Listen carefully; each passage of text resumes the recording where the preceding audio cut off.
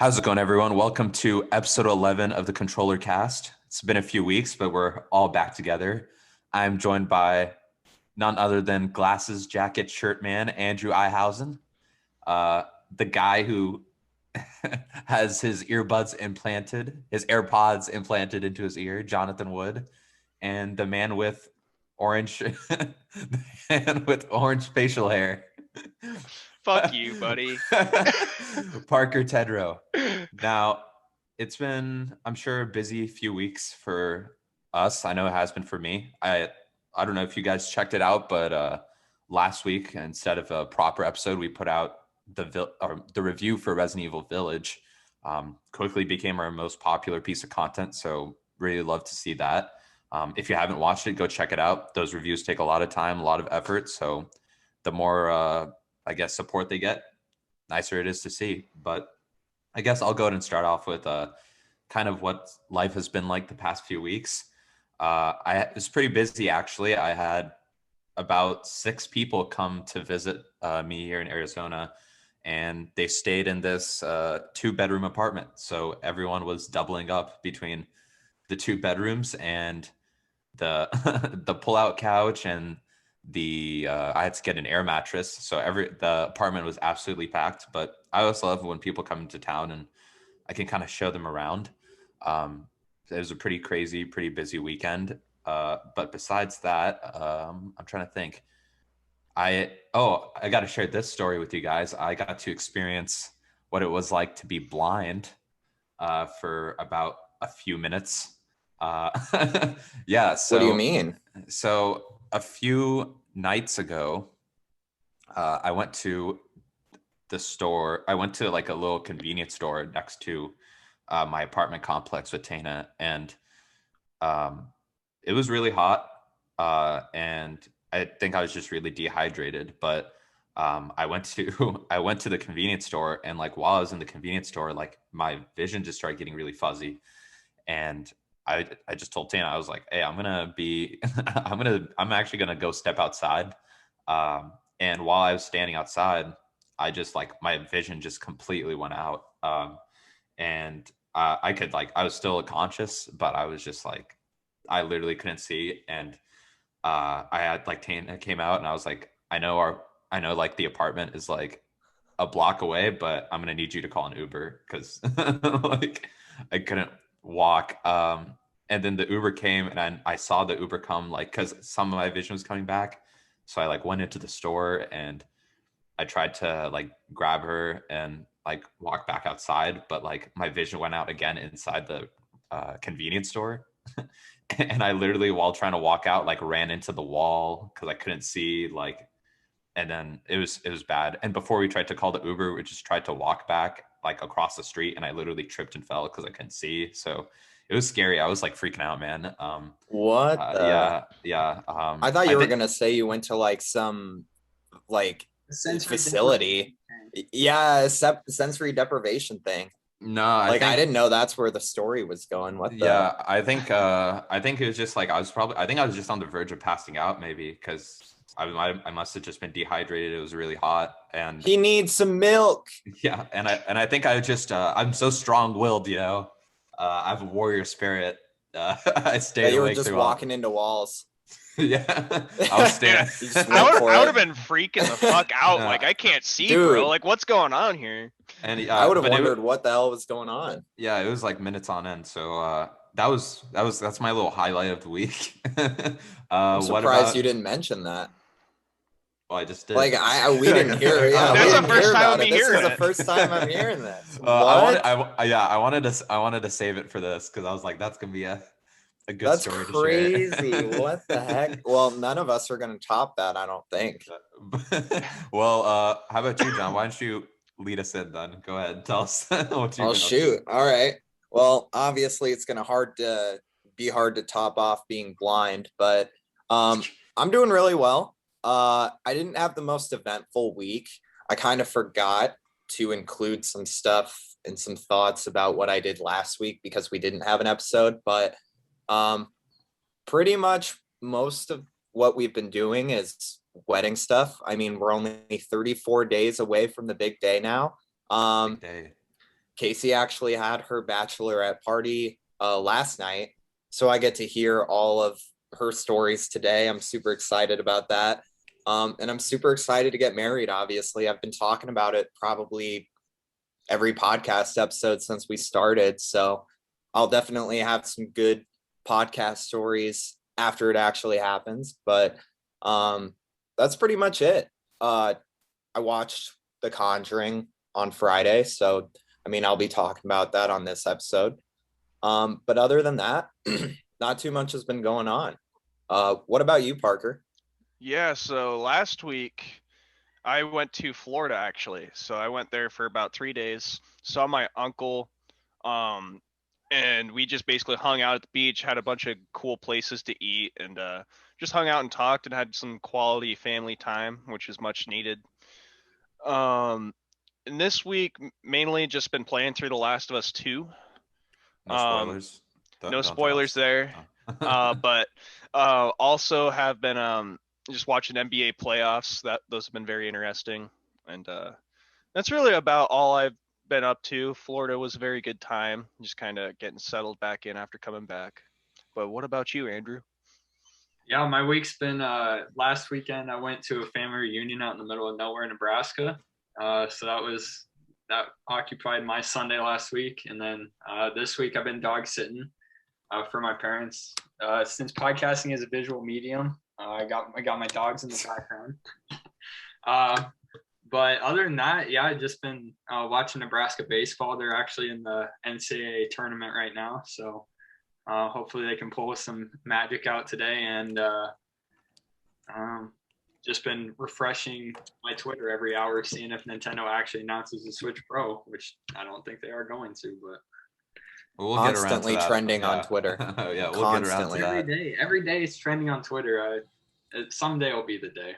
Yeah, Maybe. But, yeah. So it seems like Parker with your vacation, John with the like The feel wedding. Like, yeah, I know. I know. Every week I'm talking about it. It's a month away, but yeah, it seems like we've all had. I guess we've really had like 2 weeks worth to talk about, so makes sense. But now I did want to mention this actually before we get into the current events. I think I haven't mentioned this before, but we've essentially have a fifth unofficial member of this podcast. It's Tana. Tana, you guys heard us mention her. I just want to give a shout out. I want to mention this during the Resident Evil Village little shout out I gave earlier, but since my friends were in town, she's really the one who put together that entire video, and it took her like 8 hours, she told me. So just editing it together, putting it together. So shout out to her. I don't know if you guys also know, but she's also the one who designs the logos. She helps QA every podcast that we do. So she's really the unofficial fifth member. And she deserves a mention and a shout out. So Big shout out to Tana. Yeah. But I guess, as tradition dictates, we can go ahead and get into the current events. We all have something different to bring here this week with you guys. What if we go ahead and start out with Andrew? I know you wanted to talk about some app related stuff, so take it off, my man. Yeah, so on tomorrow, June 7th, Apple's having their annual WWDC Worldwide Developers Conference. So that's kind of like their annual refresh of all the operating systems. So I expect to see tvOS, watchOS, macOS, and then of course the big one, iOS 15. Not a whole lot of rumors, actually. I haven't heard too much about it. Apparently iMessage might get an overhaul. Maps might get an overhaul. Other than that, it sounds like it's a pretty privacy oriented update, which Apple's kind of been like digging their heels in about with iOS 14.5 and 6.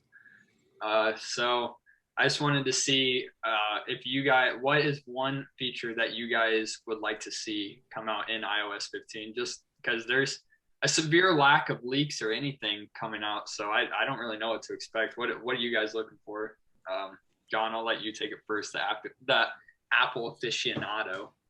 I knew you were gonna say that. I'm trying to think. So I feel like the iOS updates as of late have been pretty lackluster. I didn't realize that they were planning an update potentially to iMessage. I think that's one of the biggest things I would like to see, actually. Being able to like edit messages, maybe more reactions to messages, like you can react to messages with emojis and stuff. Like I think there's a lot that they could do with iMessage because they haven't really updated it much since what, iOS 12 when they did their first overhaul. I know it's been a while. So I'd like to see something with that for sure. Maybe some more camera features for all of the iPhones. I think the camera app could always use some work. But one feature or one app that I use religiously that I feel like could use a ton of improvement is reminders. The reminders app, honestly, I have a ton of reminders in there and it's impossible to sort through them. Like you can make lists and stuff, but the logic and stuff within the app itself doesn't seem to work very well, It's very in my cumbersome. opinion. It is, especially if you have like 30 reminders like I do, because I forget stuff. And with wedding planning, I have a ton of reminders in there. So I'd like to see something different with that. Besides that, though, I mean, I think Maps is okay for what it is. I think that they could put their, resources elsewhere. But that's pretty much it.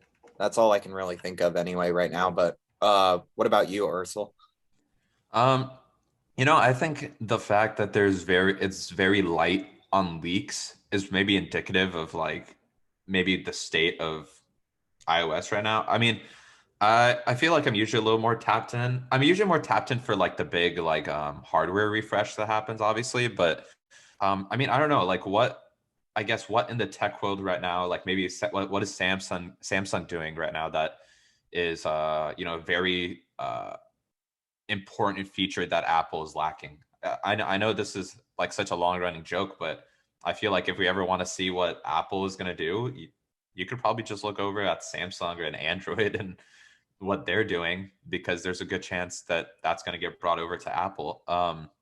I think, yeah, the reminders app could totally be cleaned up. I think if they're going to do anything with messages, I don't know if it's controversial or not, but I want there to be some other way for how to send audio messages, because I think everyone does this where you are totally just like, you could on a complete accident send an audio message or start recording one.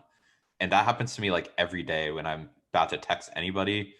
I'll look, oh no, like I've been recording a like 30-second message of me, I don't know, Yeah.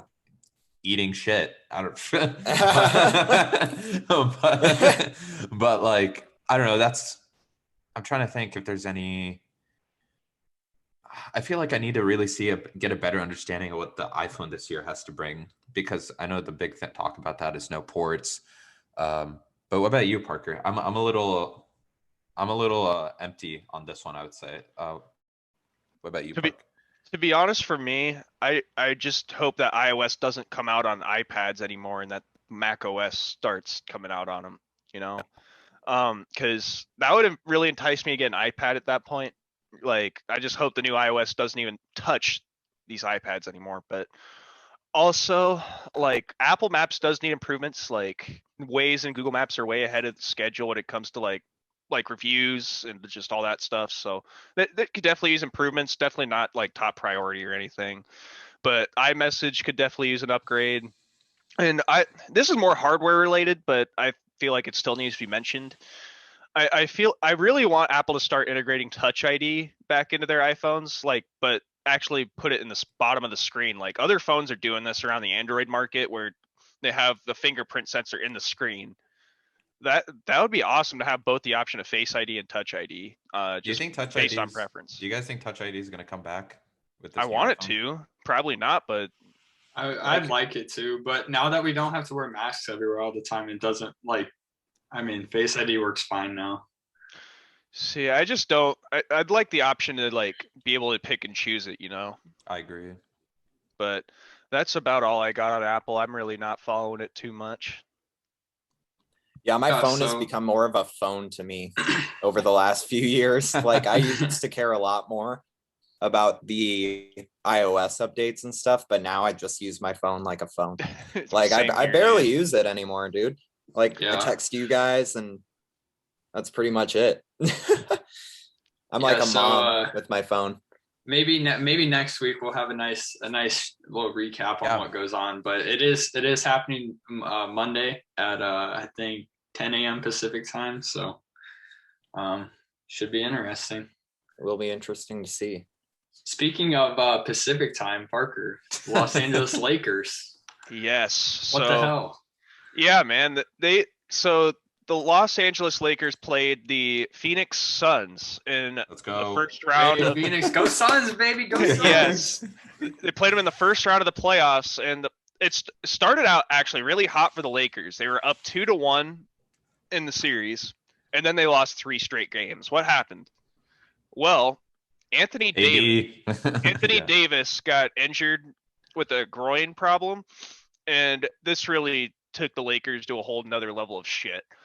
I think LeBron just gave up at a certain point because he started making plays that you don't really see LeBron making.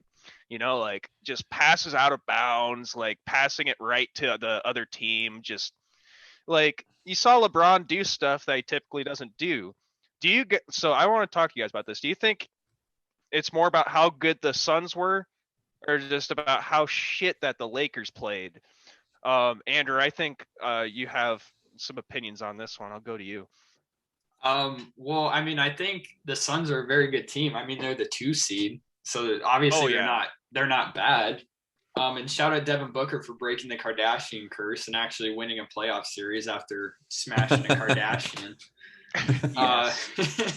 Which Kardashian? Which did he smash? Kardashian did he? Yeah, I was gonna ask. It's Kendall Jenner, so not really a Kardashian, but same family. So people are saying the curse is not over. exactly. I don't know. It's a little shaky. We'll see. It's a little shaky. I was gonna say But Travis survived the Kardashian curse. Yeah, well, it's more about sports players. It's like most sports players, after they smash a Kardashian, they just like get dumped in the playoffs. Kanye West did not survive the Kardashian curse. I'm sorry. He did not. Well, aren't they getting divorced? Yeah. I did not see that. Second win. Anyways, the Lakers. I think it's more of. I think this playoff series is more just LeBron doesn't have a supporting cast even with AD. He's only got like one other guy. So like, I mean, you look at like MJ in like the '90s. He had like Scottie Pippen. He had Dennis Rodman. He had like a whole Steve Kerr. He had like a whole cast of people helping out.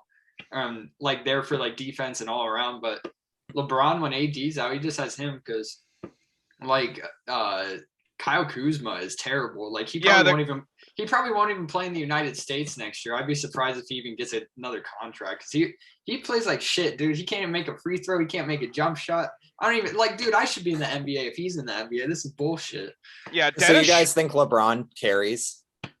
Oh, he definitely carries the Lakers. Well, I know because I haven't watched NBA in a while. Honestly, I haven't really paid attention to it much since like 2015. LeBron carries them, but at a certain point, he kind of just like stopped trying to carry them. Like it looked like he just gave up. Like okay, I think he knew when AD was injured that like their chance at taking it further. Yeah, like I mean, dude, he's 36. If he looks at this entire playoffs, looks at like the past 3 games, he's like, dude, I'm gonna have to do this shit every night for like the next like 2 months. Like screw that. Like what's the point in going on if you're gonna end up getting dumped out anyways because your supporting cast is shit. But LeBron did that with the Cleveland Cavaliers. Like he carried a shit roster with Cleveland for so long. 3-1. He had Kyrie and Kevin Love, and he like had a pretty good supporting cast. Like AD's good, but he's not good enough to replace 2 people. Yeah, that's what you got to think about. Is not good. Yeah, Dennis Schroeder's ass. That's what you got to think about, like the GOAT runs, right? It's not like, you have that one guy in the middle who's like the all-star, but. I mean, look, just go back to MJ. Like he had an all-star team with him. He wouldn't have been able to carry that by himself. They set even the record. BJ Goodson was good. Dude, the Bulls set the record for like the best regular season of all time. They went like 72-9. That's insane, dude. 2 three-peats. I don't know if you guys saw this, but this is like the first NBA Finals without Steph Curry or LeBron in like 10 years. I know. I think as much hate as I did gave not Steph know. Curry That's when they insane. were on their dynasty run, like, dude, watching him this year, like, he is by far like the best player in the NBA right now. Who? Steph Curry. Oh yeah. It's It's He's just insane. kind of Steph Curry's very streaky. He's either getting like 40 points a game or like 5. It just depends on how he's shooting. Dude, he's a scoring champion this year. He averaged the most points a game of anybody in the league There are some games I watched where if he's not making his shots, then it's over with. Why do you guys think that Steph doesn't really get like mentioned too? I feel like as much in the GOAT convo. It's because of LeBron. Like LeBron gets all of the limelight. It seems like. Yeah, but they're even in finals matches, aren't they, against each other? Yeah, like dude. 2-2. No, LeBron's 1-3 against Steph, I think, or 1-2, I think. Oh, I mean, I think the way this this season played out, I think there's a lot of factors in play, like like AD going out early. I think wasn't this a more condensed season too? So it's probably more harsh on the team. I don't think it was condensed. It was the regular season. Like they didn't affect it too much. Well, the only thing is they did that bubble thing like really late last year, so their off season was like 3 months instead there of wasn't like 6. There was no that's what I meant. Yeah, that's what I meant. Sorry. Their off season was bad, so tons of people had injuries this year. Yeah. But I think I don't know. I think this is more of a thing that you have to really analyze like a few years from now, because it's how does this fit the LeBron GOAT narrative? I mean, it doesn't do any favors to it, but I think it's something you have to like. We won't really get an understanding of what this means until I feel like a few years detached. I don't know if you would agree, Parker. Yeah, I have a feeling that if Dennis Schroeder and like KCP and like his supporting cast that he had, like were actually come out to be like really good players later on, it could just be an excuse for LeBron to say, "Hey, my team was not playing good." Like, well, we'll see how Dennis Schroeder and all those guys, Marc Gasol, like all those guys end up later on in a few years. But I think we can move on to some E3 stuff, Arcel. Yeah. So this it really feels like E3 has almost prematurely started. I know the big week is coming up. It's going to start end of next week, really. But we've been starting to get a little drip feed of information. So I just kind of want to do a roundup kind of coverage of a lot of the stuff. One, Dying Light 2, that's coming out in December. I don't really care that much about that. But obviously, there's one thing I wanted to pass on to you guys was the Nintendo Switch Pro news keeps coming out. It keeps coming back around. This is like the worst kept secret in the entire gaming industry at this point. I'm surprised they haven't acknowledged it because we've been talking about it for, I feel like, a year now. But like the rumors have been going crazy. I just want to maybe pass this to John or Andrew, because I mean, like, we're getting really close. I think all the signs are pointing to something is going to get revealed before their June 15th press conference. So talk to me about this, guys. What at this point, what are you guys feeling about these rumors? I sincerely doubt that anything's coming out before the June 15th conference. I think that if anything, it's going to be one of those. And one more thing at the end of their 45-minute direct. I don't think it's going to be, it'll probably be like a 7-minute segment of like the direct itself. Do you think they're bluffing by saying, do you think they're bluffing by saying it's exclusively software? Yes, definitely. I just think they're lying. I wouldn't put it past Nintendo, but honestly, my biggest question for the Switch Pro, Super Switch, whatever I hope they don't call it Switch Pro, but I mean, fuck, we've been talking about it for forever on the podcast. Yeah. I feel like it comes up every week, but my biggest question, because I've seen a lot of different things, like, is it gonna be a true sequel to the Nintendo Switch? Because it'll come out probably close to, I would think, the 5-year anniversary of the original one. It's supposed to come out like announced. September. It's supposed. The rumors are September or October. So like 4.5 years. Yeah. And see, I feel like Nintendo may be potentially shooting themselves in the foot with that unless they're going for a 7-year cycle. I mean, they're just going to get stuck in the middle of a console generation again and screw themselves on third-party support. I don't They know don't if that's care. even They what don't they're care going. about third-party support. This Switch has 86 million sales. They don't give a fuck. But if they don't care, then why are they doing it? You know, why not just let the Switch run until the end and then come out with a true sequel that is a way better Switch? That's my kind of biggest question with it is like who's is the it? who's the target demographic for this? Because no one went out and bought a Switch for the specs. No one is buying, you know, like you can make that argument for a PS5 or Series X. No one is buying any Nintendo console for their spec comparability to anything out in the market because they're always dated. Like, and I don't think any Nintendo fan is like, bro, look at this, like they're trying to flex off their machines. So like that's not, I don't think, where the Nintendo consumer's mindset is at. It's more about the quality of the games at the end of the day, which I mean I think is for everyone, but like still I just don't think tech is a conversation for Nintendo. So I'm like, it's very interesting to see them potentially trying to put out a 4K capable device. Because I just don't know who the demographic is for this. Yeah. Andrew? Keep going, John. Yeah, go ahead, Andrew. That's pretty much it. I just wonder who it is targeting for sure. Like it's strange to me.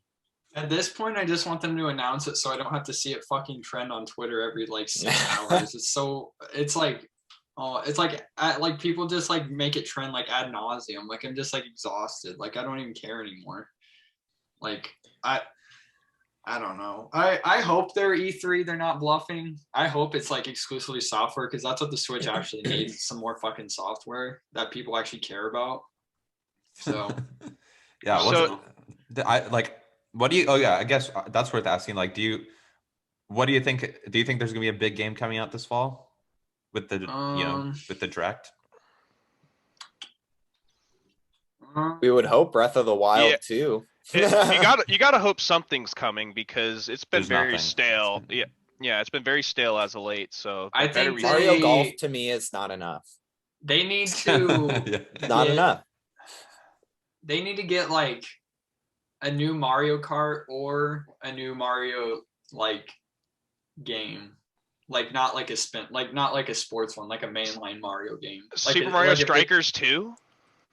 Well, I mean, Odyssey. That would be lit. Odyssey 2. They need to do something like, dude, Mario's been like dead. Like, what's the last Mario game that came out that was like new? Like Odyssey. Andrew, I think so. Like, bro, that was 2017.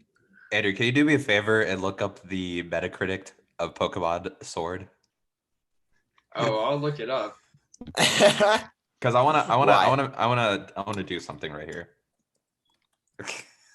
Okay, let's see. Pokemon Sword and Shield. Would it be the same score? Sword, dude. Let's do Sword because Sword is like an 80. 80. Mm-hmm. I wanted to make a little. I wanted to make a little proposition that if Pokemon Legends gets higher than an 85 on Metacritic, I will buy your copy, Andrew. Okay. I will hold you to that. Because it's on the pod. Because that game looks like hot ass right now. I'm sorry. It looks like hot ass, they need to I hope it doesn't come out this year. They need to show. It's coming out January. Okay. That's my stipulation with its current release date. With if it does not move release dates. Okay. We'll see. We'll see how it turns out. But I'm gonna guess Bayonetta 3. I could see Bayonetta 3 coming out. That, like, if that's one of their, like, everyone, out of the 3 games that have been announced that they have showed jack shit of, that's probably the closest one to coming out, if I had to make a guess.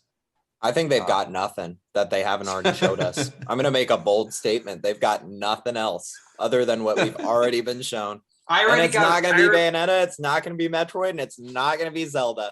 I really hope fucking burned by their first Direct of the year. That was a hot steaming pile of ass.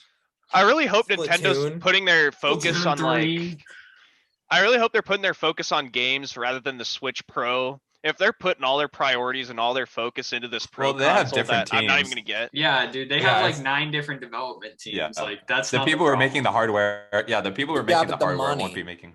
If the Yeah. money focus is on the hardware, That's what I I'm mean- saying. Like, just if like their top tier focus right now is the Switch Pro and just like the release of that, rather than like actually coming out with a bunch of new games, like, then I have a feeling that Well, I feel like you there's can't gonna do be some one. lost I feel like you customers. can't do one without the other. You know. Yeah, you can't. You can make a 4K system, but if you aren't also developing games for the system, like it doesn't fucking mean anything. Exactly. Like, exactly, we'll have no reason to buy it. Yeah. that's what I'm saying. Really, Like, unless you want to replay the games from the Wii U in 4K, like that's gonna be the only. I'm so excited like, to pay $85 for the true Skyward Sword experience. Shoot me. And why didn't they just honestly? It seems like it's going to be going the direction of having a fully fledged new tablet, new everything. Why didn't they just go the route of a Updated dock, dock. an updated dock? The technology is there to do that, and that would have been, I mean, a $200 upgrade for all the people that already have a Switch. Instead, I think that would have been a lot better. You know, but- this about to be the first time I've probably said this in a long time, but I think going into E3, I actually think that like Microsoft has the best chance of quote unquote winning E3. I think I'm actually very interested to see what Microsoft brings. Hey, we got 1 week from today. They will be presenting while Yeah. we're recording the podcast, probably. And I'm being cautiously optimistic for Nintendo, but let's keep it moving.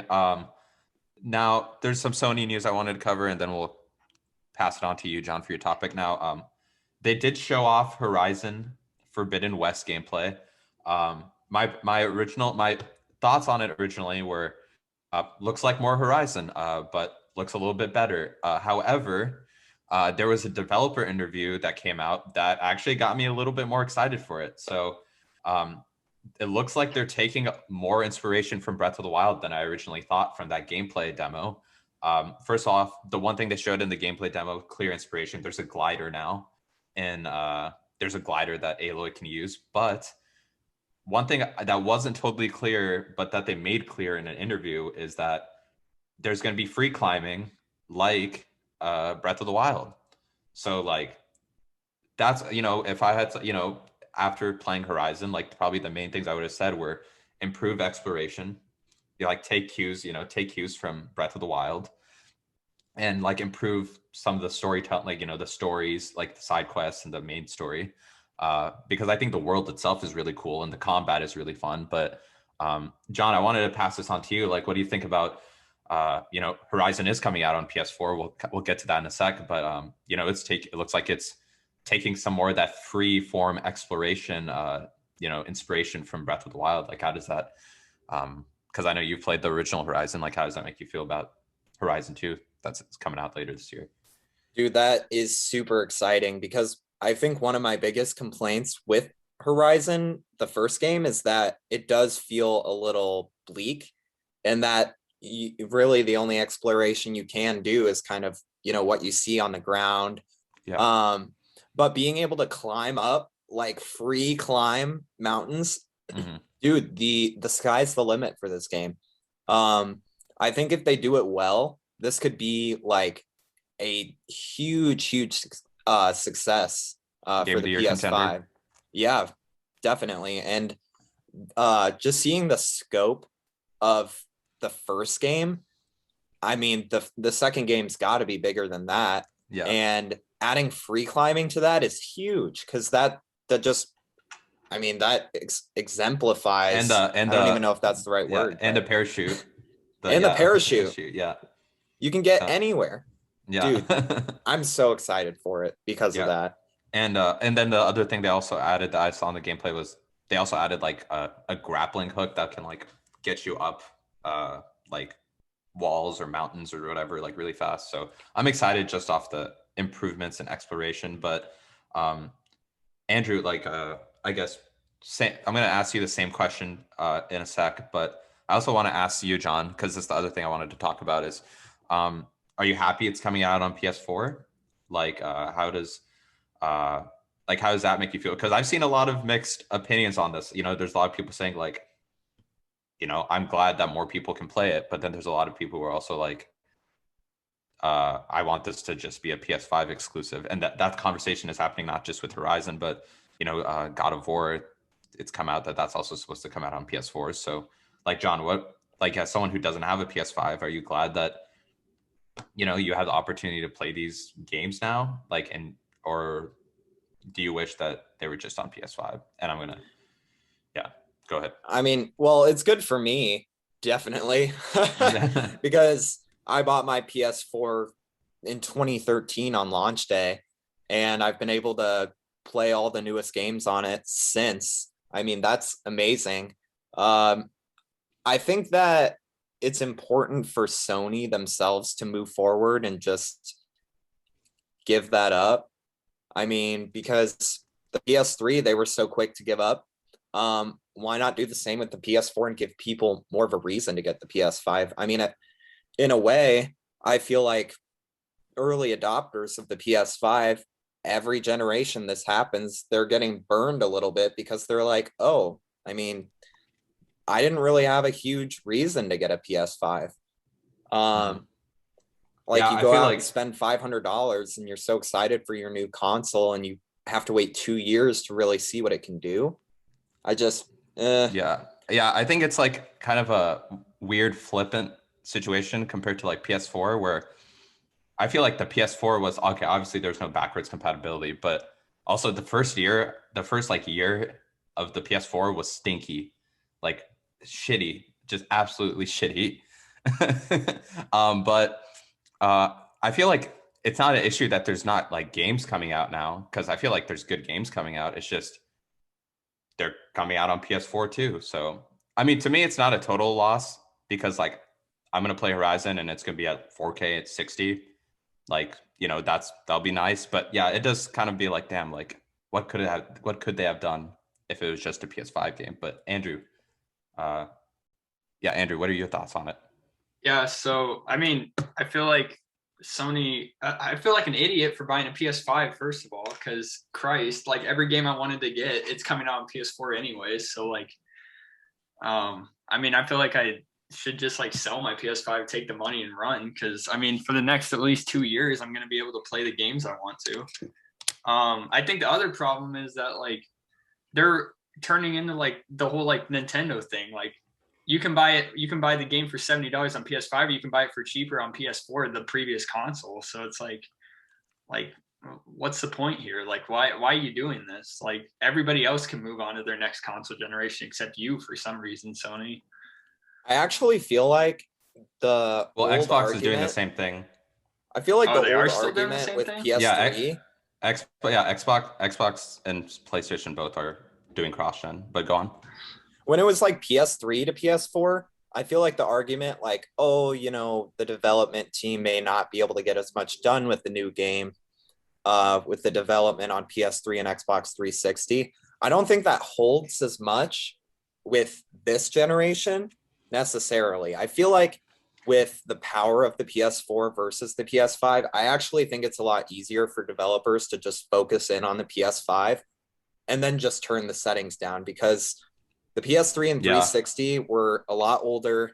Their hardware was a lot different, but the PS4 versus the PS5 and the Xbox One versus the Xbox Series, what is it even called? Series X. Series X. I was going to say Series S, but that's the other one. That's the cheaper model. But those are more similar in architecture, where they're both very similar to PC. So I feel like we're not actually losing a whole lot with the cross-generation thing. But I think in general, it's just like a consumer thing. Like, why? Like, I got this $500 console and I could have just waited. Yeah.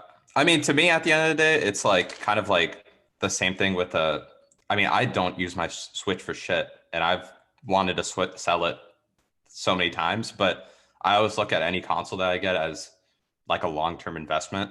Like, it's not about using it this year. It's not just about using it next year. It's like, I'm going to be using this thing 5 years from now. I'm going to be using this thing however many years from now. Like, Like literally, I still have my PS4. I got that in 2013. I didn't stop using it till 2020. That's 7 years of like active use for a piece of tech, which is insane. Whenever It's insane. like I'm not using my Switch. You don't do that with any other tech. Yeah. Like I don't touch my Switch, but I know I'm going to be using it when Breath of the Wild 2 comes out, whenever that is. Like it's just like a long-term investment thing. Like just that's the the reason I haven't sold. I don't ever sell any consoles, even though I've gotten close to selling this, wanting to sell the Switch. I never sell anything because I know at the end of the day it's all about long-term investment. So Exactly. That's another thing to consider. But yeah, that's kind of like all I really want to talk about with the pre-E3 stuff. I know we'll have a lot more to talk about in the coming weeks, but yeah, John, why don't you go take it off with the Conjuring? Yeah, so I know I talked about it a little bit ago when the trailer dropped, or the final trailer, but it just came out.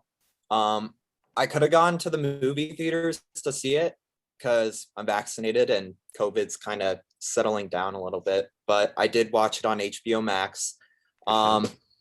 So this one, and I actually didn't know until, we talked before the episode, Ursula, that it's directed by someone new, but it's funny because it really strays away from the typical formula of the Conjuring films. And I'm not going to spoil too much, but it's not nearly as scary as the other movies, in my opinion. It's almost like a murder mystery. Do you want to reiterate what it's about? Yeah, so again, without giving too much away, the main guy is Arnie Johnson. He's the guy in the trailer that's like going to the courthouse because he killed a man. So he's fighting for his life against this evil that's being caused by a witch that's placing these like cursed items around the town. And it's funny because it's not only Arnie Johnson, but there's like 4 or 5 other people that encounter this strange artifact that this witch places nearby. And she I guess she's not intentionally giving clues, but she is giving clues to, where her location is. It's really weird. It's like a police murder mystery, but she's doing it for this ritual to, I guess, summon something. But that kind of gets into my complaints for the film, is that I feel like it doesn't really explain the motive of the main antagonist, and they're not very deep. They're not really based on anything per se. Like it just doesn't explain a lot. It's just a ritual. That's it. That is literally it. It's just a ritual that this girl's trying to perform. Do you think they're gonna make more Conjuring films, like mainline, or do you think it's just gonna stop at a trilogy? I think so this was a mainline one. I don't even understand the Conjuring universe, and I've seen all of them. I don't. Well, I'm considering. It's not an Annabelle film. It's not a. Yeah, I'm just considering it like the third one because it's called The Conjuring. The Conjuring. Yeah. So, do you think they'll make another one or? Oh yeah, definitely. There's too much money, and there are too many stories that Ed and Lorraine Warren went through, and there's too many documentation. There's too much documentation that they actually did get from their experiences to not make more films. But all in all, I think they could have done a lot more with the film, and I think it falls a bit short in the horror aspect as well. I thought it was a nice move away from the typical Conjuring films, though, in some aspects. Like, it actually felt like a fully fleshed out story more than the others previously, where they're just focusing on jump scares or so. Like, there's an actual pretty decent story, regardless of them not really explaining too much about why the antagonist is doing what they're doing. But if I were to rate it, I'd actually give it a 7 out of 10. It's good, but it's not great. And I would say it kind of falls in the middle of the line for the Conjuring films for me. But is this something that you guys would go watch? I mean, obviously it's easy to see. It's on HBO Max. And do you guys like the idea of watching a Conjuring film that isn't particularly scary with the jump scares and is more like story driven murder mystery. Like, what do you guys think about that? Maybe Ursel, do you want to start us off? Yeah. Out of all the Conjuring films, I've only seen the first one. It was really good, but I mean, I'd be interested in watching it for sure. And I actually have no problem if a horror film strays away from jump scares. I think jump scares are probably like most of the time, not with the Conjuring, I would say, but like a lot of time jump scares are like very cheap feeling. So I don't mind that. And I think it's interesting that they're going more towards like a detective, like police oriented story. I would need to see though. I feel like I'd want to catch up on the second one, but that's just like, or maybe some of the spin-offs, but that's me. What about you, Andy?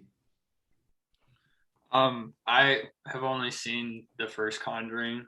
I think is the Nun part of Conjuring too, or is Yeah, it's in the universe. okay, It's in phase 2. Then I've seen a couple of them, but I mean, yeah, I plan on watching it. I don't really have a problem with it being like a murder mystery instead of like jump scares, because I think a lot of times jump scares are just super cheesy, and I feel like they don't add much value to the movie. So, Parker, what about you? So I think it's severely overrated when a horror film just includes a lot of jump scares. You have to have a story behind it, right? Like otherwise the movie's just gonna suck, no matter how many jump scares it has. So I would be very interested in seeing this movie, considering it's more focused on story rather than jump scares. Because I had just every time I watch horror movies, I just come out usually saying that the plot sucks and it's just trying to like give you a feeling rather than actually like following it. So I'm glad that The Conjuring more so focuses on like murder mystery, because that I don't know if you guys have watched this on like live TV, but there's this show on Investigation Discovery called like 48 Hours. That's like all that's like real life murder mystery, and I absolutely love watching that. So I would definitely be interested in watching, because the previous Conjuring movies I've watched, I felt like were more about just jump scares and freaking you out, or at least that's what I got out of them. So I'd have to agree. I would very much be interested in seeing this movie, especially since it's on HBO Max. Yeah, you guys should watch it. Very easy to access. I feel like a lot of things we've been watching have been on HBO Max. I know. Dude, are we supporting something bad? Like, hey, HBO, we love some good advertisement money. Send it over, please. So HBO sponsor. Yeah. So the reason that HBO Max actually has all these movies now is because they partnered with AMC. So they get all of like the new theater releases. Yeah. And it's been absolutely clutch. It should have HBO should have started doing this a year ago when COVID, because it would have made it so much easier to watch movies. But I'm glad that this happened, because it allows HBO to just put whatever they want in there and have all the content. So it would honestly be really cool if they figured out something with HBO Max where, like, if you're watching the new movie release, like maybe you get a coupon for Domino's or something. Like, you know how they partnered with Fandango? Domino's did. Yeah, I think that'd be cool if AMC tried to do that with HBO Max, where maybe you can like run to your local AMC and pick up some snacks with a coupon and go back home and watch. If you have a share of AMC, you can get free food there now. Did you know way? Yeah. You're joking. Yeah. I'm going to buy a share of AMC stock. What? Dude, that's crazy. Yeah. I partially own this establishment. You ever heard of the movies? You're welcome. You're welcome. But I mean, yeah, I think that's probably all we have to say on current events. So that means we can go ahead. And by the way, HBO Max, we are for sale. We're for sale. If you would like to make a acquisition, we can be purchased. We are not loyal to not having that. We can be purchased. If you want to make an acquisition, maybe an offer north of 50 million, I think that's a good starting price. Be fair. So yeah. We have a lot of starting estimate. That's on the low end. I think 100 mil, and then we're good. Yeah, A little more than $40. You're gonna be seeing your box office revenues 40 triple, quadruple, Quadruple for sure. But Billions. anyways, that's all there is for current events. So now we can go ahead and get into our main topic. Podcasts and web shows are on the rise, and for good reason. They're great sources of entertainment and can be great listens in multitudes of situations like long drives or intense study sessions. Maybe, just maybe, you have an idea for a show or podcast that you want to put out into the world. Well, lucky for you, it's never been easier to jump into podcasting thanks to the wonderful people at Anchor.fm. Anchor takes care of most of the back-end work of podcasts. No more are the days of coordinating releases on multiple platforms, paying for a podcast hosting subscription to hold your RSS feed, or other hassles. Anchor sets up your podcast on all the major podcast platforms like Spotify and Apple automatically. They even provide sleek and easy-to-use editing tools that can be accessed from your phone or computer to get your podcast to the world through the path of least resistance. Anchor also matches you up with sponsors so that you can make money from your podcast with no minimum listenership, and even gives you in-depth stats for your shows like total plays, regions of viewership, as well as what kind of devices your show is being listened on. Here's the best part about all of this. It's free. So what are you waiting for? Anchor has everything you need to make a podcast all in one place. If you're ready to add your voice and vision to the mix, it's never been easier. And I highly recommend you go the way of Anchor.fm, just like the ControllerCast did. So here you go. Download the free Anchor app or go to Anchor.fm to get started. That's Anchor.fm. All right, now for the main topic, we're kind of bringing it back around full circle with the first episode.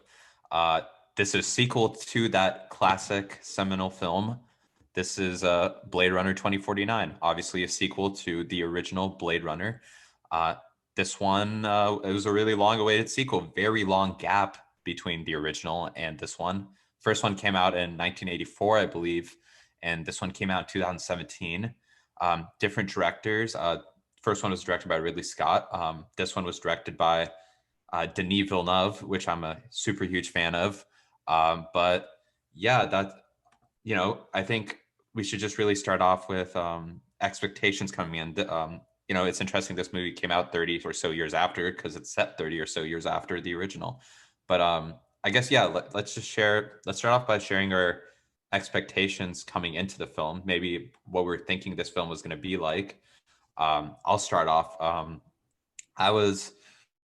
Oh man, because I actually saw, I don't know if about you guys, but I mean, I know John and Parker just saw this recently, but I actually saw this when it came out in theaters when back in 2017, and it was an absolutely crazy experience. And I saw the original Blade Runner for the first time the night before I saw this one. And I really liked the original Blade Runner, obviously, but this one I was kind of expecting it to be almost like, I feel like I was almost expecting it to be a little more Star Wars-ishy. Star Wars-y. I don't know if I'm Star Wars-ishy. Star Wars-ishy.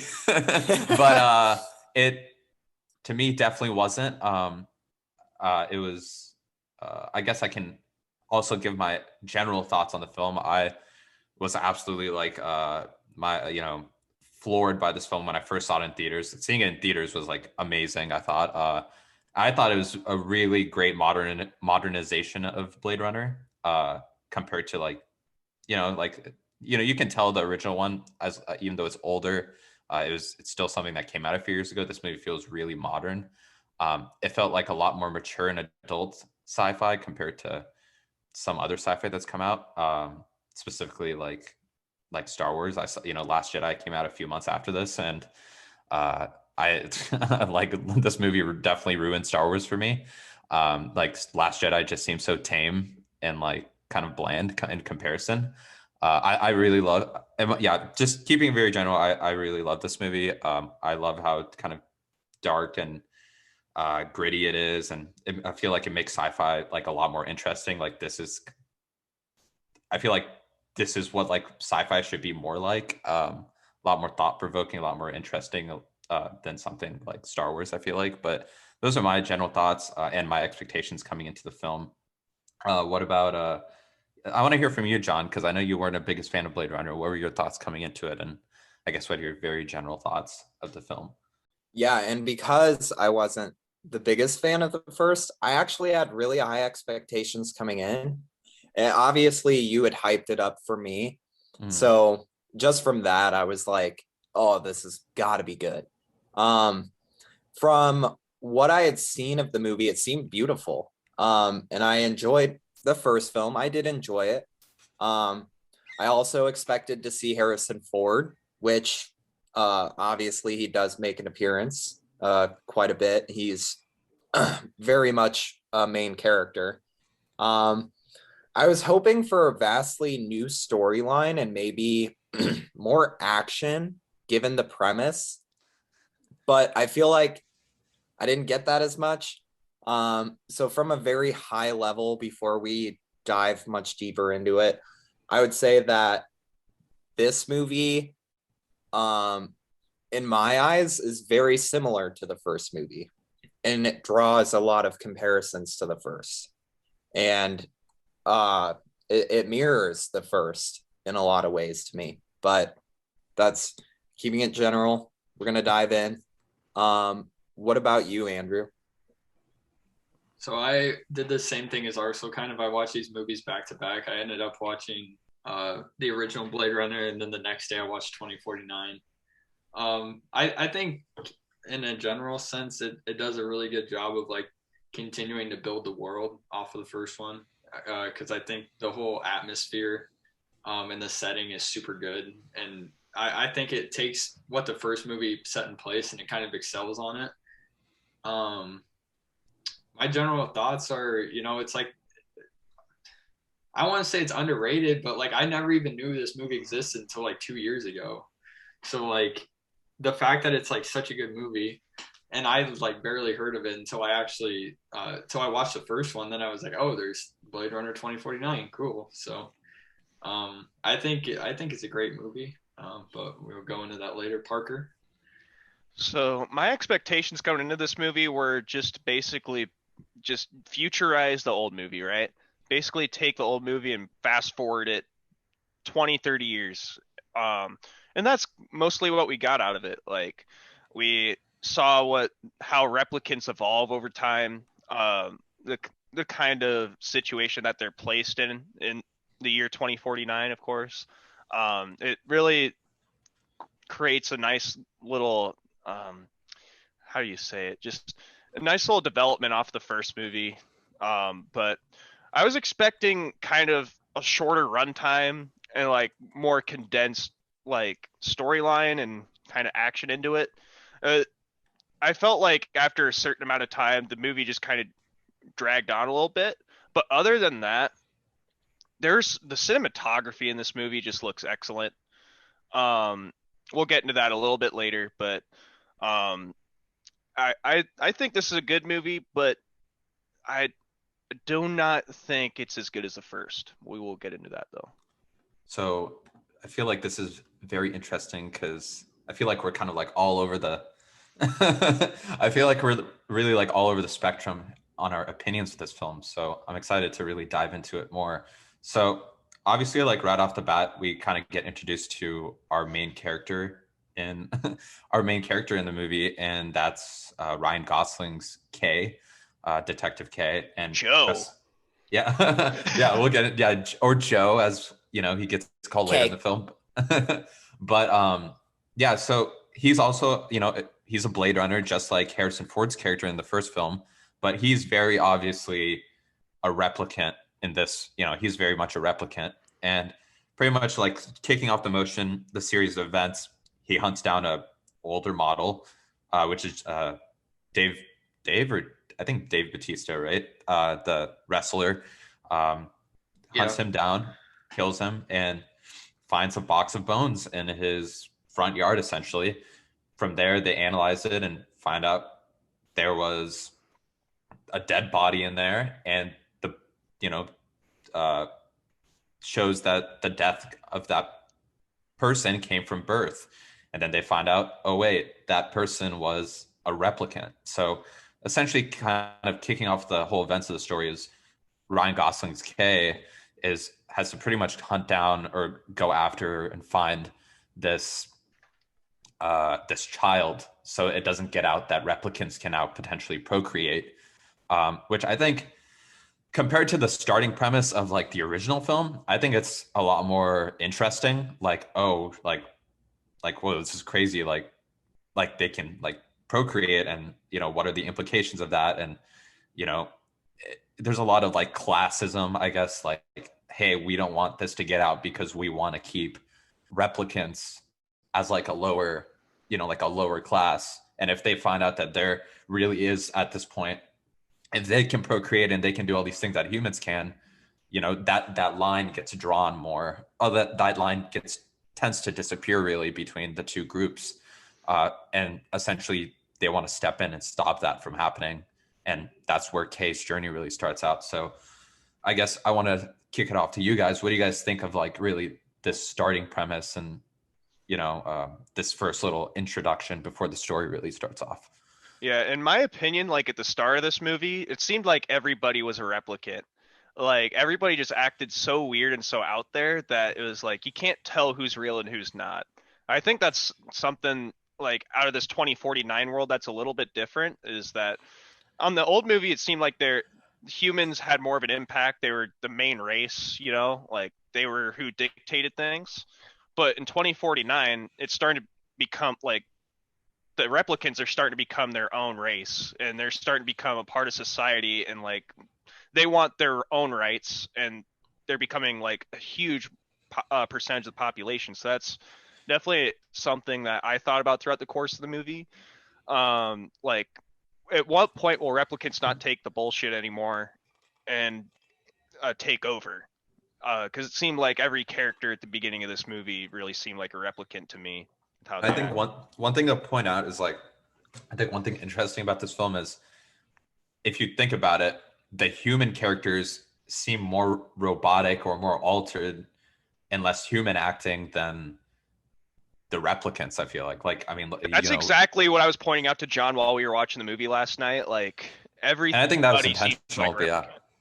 But yeah, like, and I feel like that's almost intentional with like I mean, Jared Leto's character later on, like he's just a complete weirdo. But no, yeah, I mean, he's always a weirdo. Yeah, he's always a weirdo. But every film he's in. John, what do you think about like kind of the introduction of this film, like how it sets things up, what it initially sets the plot up as, and I guess Kay and things like that?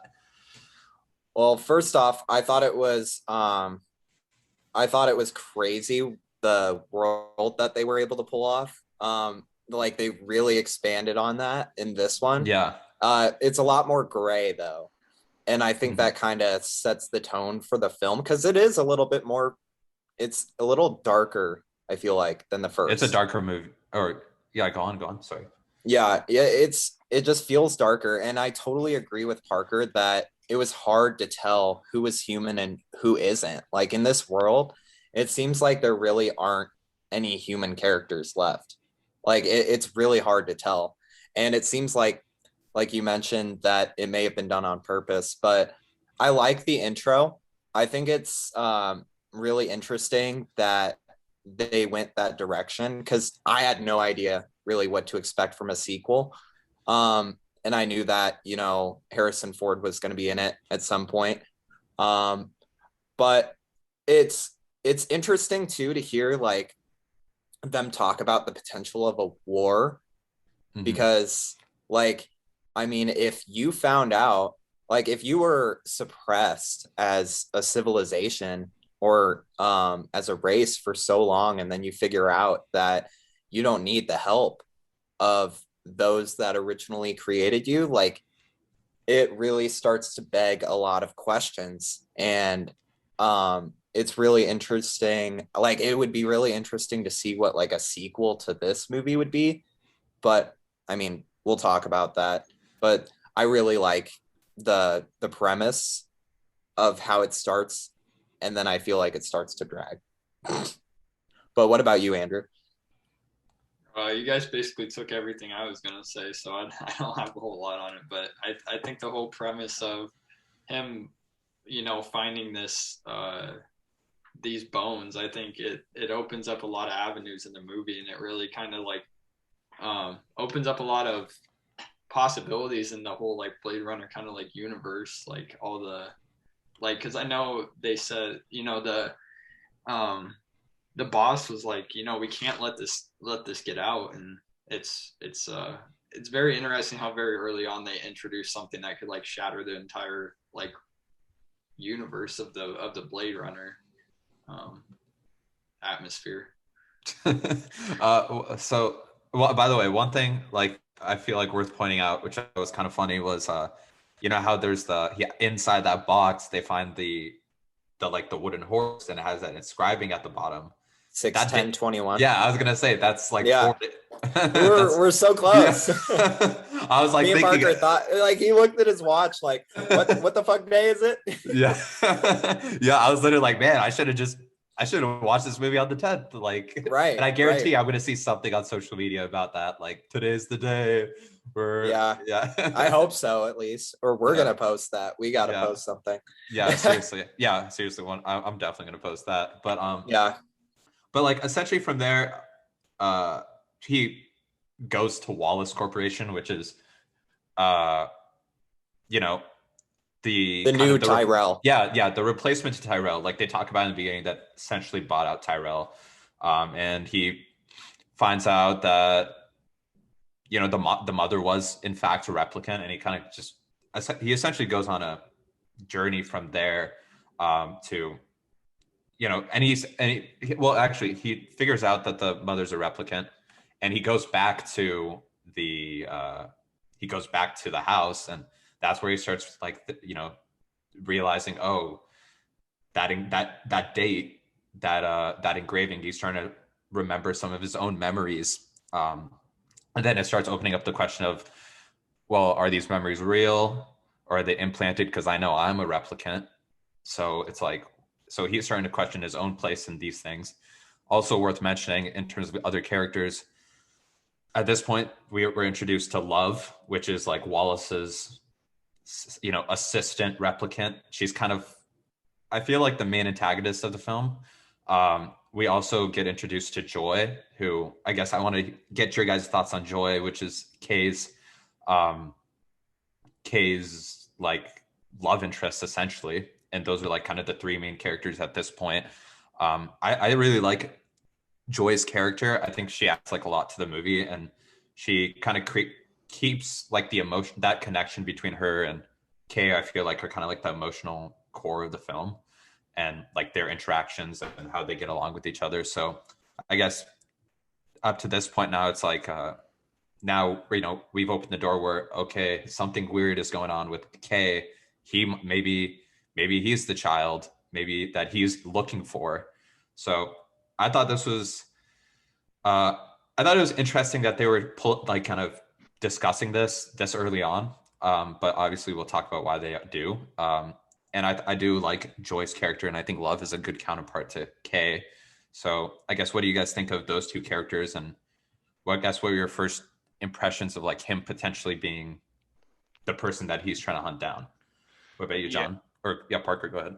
So what I was telling John this when Joy like originally came into the movie, like Joy, it seems like one of those robotic characters that would come out of your phone, like while you're watching the Pornhub, like if in the future, like if you order a girl to, like a hologram to come out of your phone, that's what it seemed like to me. Like Ryan Gosling ordered this girl to come out, and I mean, that's essentially what she is. That's what it felt like. She almost felt fake, like it was fake love almost, in a way, but there was really an emotional bond between them. But what I was feeling like most of the time is, how real is this, considering she's a creation, and so is Kay, but doesn't, like, how real are these emotions is what I was really trying to figure out throughout the course of the movie. And I feel like that's like kind of going off what you're saying, Parker, and I feel like there's a lot of themes in this film about, like, there's a lot of themes, yeah. Like one of those things is just like what's real and what's not, like what matters, like what really matters to your own like identity and your existence, and what doesn't. And like that whole, I mean, they kind of go back around to it later about like how real his relationship with Joy is, but I feel like that's a lot of underlying things of like what really dictates what is of importance or not, and what's real and what's not. Well, this movie it really like lends itself to how this movie was directed. I mean, Joy, like he has joy with Joy, but like Joy isn't real and the world is so bleak. Like, dude, and then he fights with love. Like, dude, everything is so, it's all themes, everything, the whole movie. And I feel like that makes it a little confusing, in my opinion. But I thought Joy's character was super interesting. This was like her breakout role too. But yeah, it's crazy because not only are we now begging the question of how real and how valid are replicants, and I think we'd all probably agree that they're totally valid and like they're people too.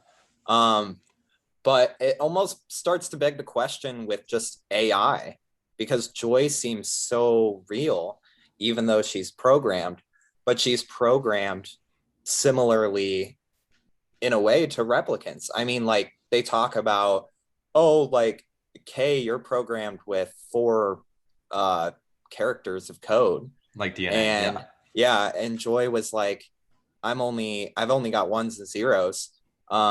But Kay was like, oh, but you're like way more emotionally intelligent. I don't know exactly what he said in that moment. It was something along those lines, but it was really interesting to me. And their interactions, especially like when that when the human or the other person comes into Kay's like apartment or whatever, the prostitute or whatever, the sex worker.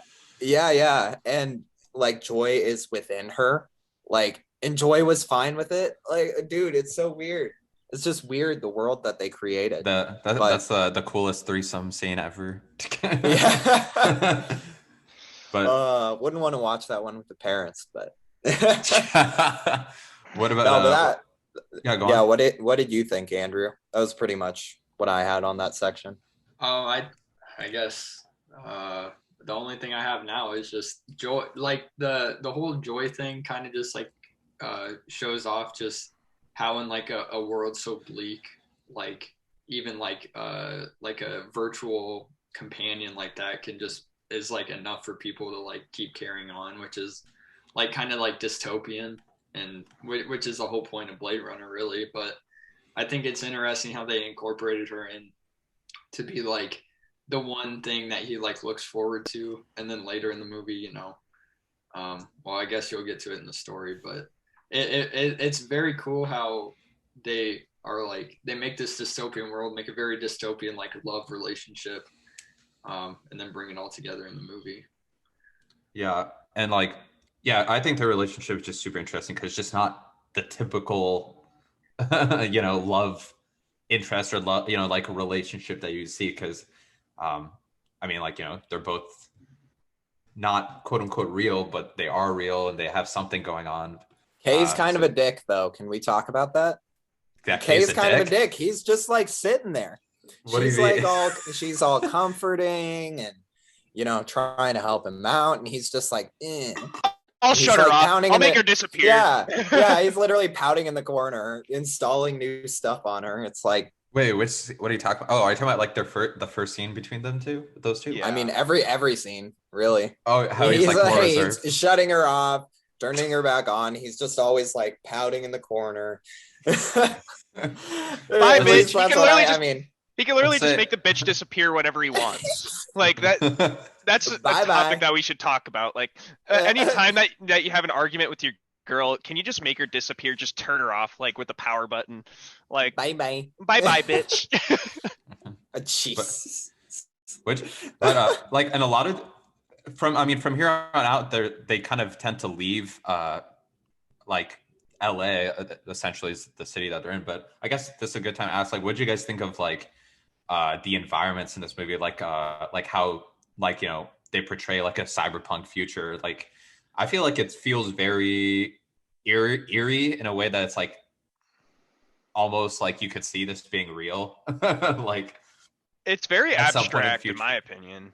Like it does not seem real to me, but go on, I Arsenal. think it's really cool. I like the whole cyberpunk aesthetic, so I like all the environments in these movies. Yeah, like I see like a Mayan theme. Mayan. It almost seems like a Mayan. Yeah. Like, what do Like you with mean? that weird like pyramid that's squared off at the top. That's Oh totally yeah, Mayan. It's Mayan design. It's yeah. weird. But I mean, like obviously some things are exaggerated, like yeah, like a pyramid like that. But I feel like the general idea, like this super cityscape with like, everything is like super uh hyper advertised, hyper sexualized, like a lot of pollution, super dirty and claustrophobic. Like that feels like very. I feel like I could totally see it happening. Maybe not in 2049, but like maybe in 100 years from now, kind of thing. But yeah, what were you saying, Parker? Like that you said it didn't feel real. To me, a lot of the settings felt abstract, but in a good way. Like they were just enticing, and they just kept you staring at the screen. Like, what in the world? How did they film this? How did they create this? Did, Like for one example, there was like a yellow room where the shadows were kind of going back and forth. oh yeah, yeah. When he's in Wallace. Yeah, and that was one example. There's plenty of others in the movie that just look very like the environments almost do not seem real. Like they just seem very I out love there. the environmental design in this film. I love the design. Like it looks like a video game. Like Yeah. it's Yeah, you kept saying that last night. Like it looks yeah, like cyberpunk. yeah, it's literally cyberpunk, but in kind of a different way, in a more abstract way, in my opinion. Yeah. There are And- times in the movie where I feel like it really felt like a video game. Like I was playing a video game. It was weird. I don't Yeah. know. Maybe it was just the environments and stuff, but Yeah, but so I guess keeping it going, essentially they find out like they're looking into the kid. They like look through essentially like databases and find that there's two sets of DNA that are matching, and one is of a girl and one is of a boy. And the girl died of Galatian syndrome, but the boy disappeared. So it's like, okay, it's the boy. Like there's, they're trying to find a boy. They've narrowed that down, and they've find out where the last trace of the child was, which was essentially an orphanage. And Kay and Joy decide to go ahead and leave LA. And there's that really cool scene of them like flying over the dam, which, if you guys think about it, is super crazy because that dam is essentially for the Pacific Ocean. Because I mean, they're in LA, so they're damming off the ocean, which is kind of cool. And then they go to San Diego, which is just a complete shithole, and come across. They get bombarded. Their ship or his car crashes. There's kind of that cool scene where he like beats the shit out of a few people, and then the airstrikes come in, and like Love is calling in the airstrikes while she's getting her getting her nails done, which I thought was badass. But yeah, from there, like just kind of trying to tie up this whole San Diego sequence together is like he goes, Forrest Whitaker's there, beats the shit out of him too. What does he say? He's like, I feel like you're someone who keeps a really good memory or something like that. But then doesn't find any records on the kid, but the memory he talked about with his boss about how he threw a horse, like this wooden horse, into a fire. He finds out, lo and behold, that location was this this factory area. I remember seeing this scene in the movie because it's like, what's coming, like, what he's about to find, like what is about to happen. But it's like this super like suspenseful scene. Like you could cut it like the tension with like a fucking knife, because just this long suspenseful scene where it's like he's walking up to the what is that, like flame, the fireplace essentially, and the music is just crescendoing slowly, and he's just walking up into where in his memory he hid the horse. And then he like slowly finds the horse, sees the inscription, and he's like, oh shit, like I'm the kid. Like this just confirms that like this was not a made up memory. Like that replicants are supposed to have made up memories. Like this happened. This actually happened. And that's kind of essentially the end of the San Diego sequence. But I mean, essentially, like since you get there, I feel like it's like like what he's about to find. And I loved seeing this scene the first time because it's just like, I feel like it was super well done, like the suspense of it all, even though it's like just you know what's about to happen, but I feel like they still pulled it off really well. But yeah, I guess what do you guys think of this section? Well, I thought I thought this section of the movie was a little bit confusing because um I actually was thinking that it was a girl that was a kid, but didn't they talk about like twins? Like, didn't he find out that there were supposed to be Th- two kids? They said the girl died of a genetic disorder, And but that the boy disappeared. So like the whole time at this point, it's Oh, supposed to okay. be yeah. that it's a like okay, the kid is a boy, Okay, gotcha. and he has Yeah, those yeah.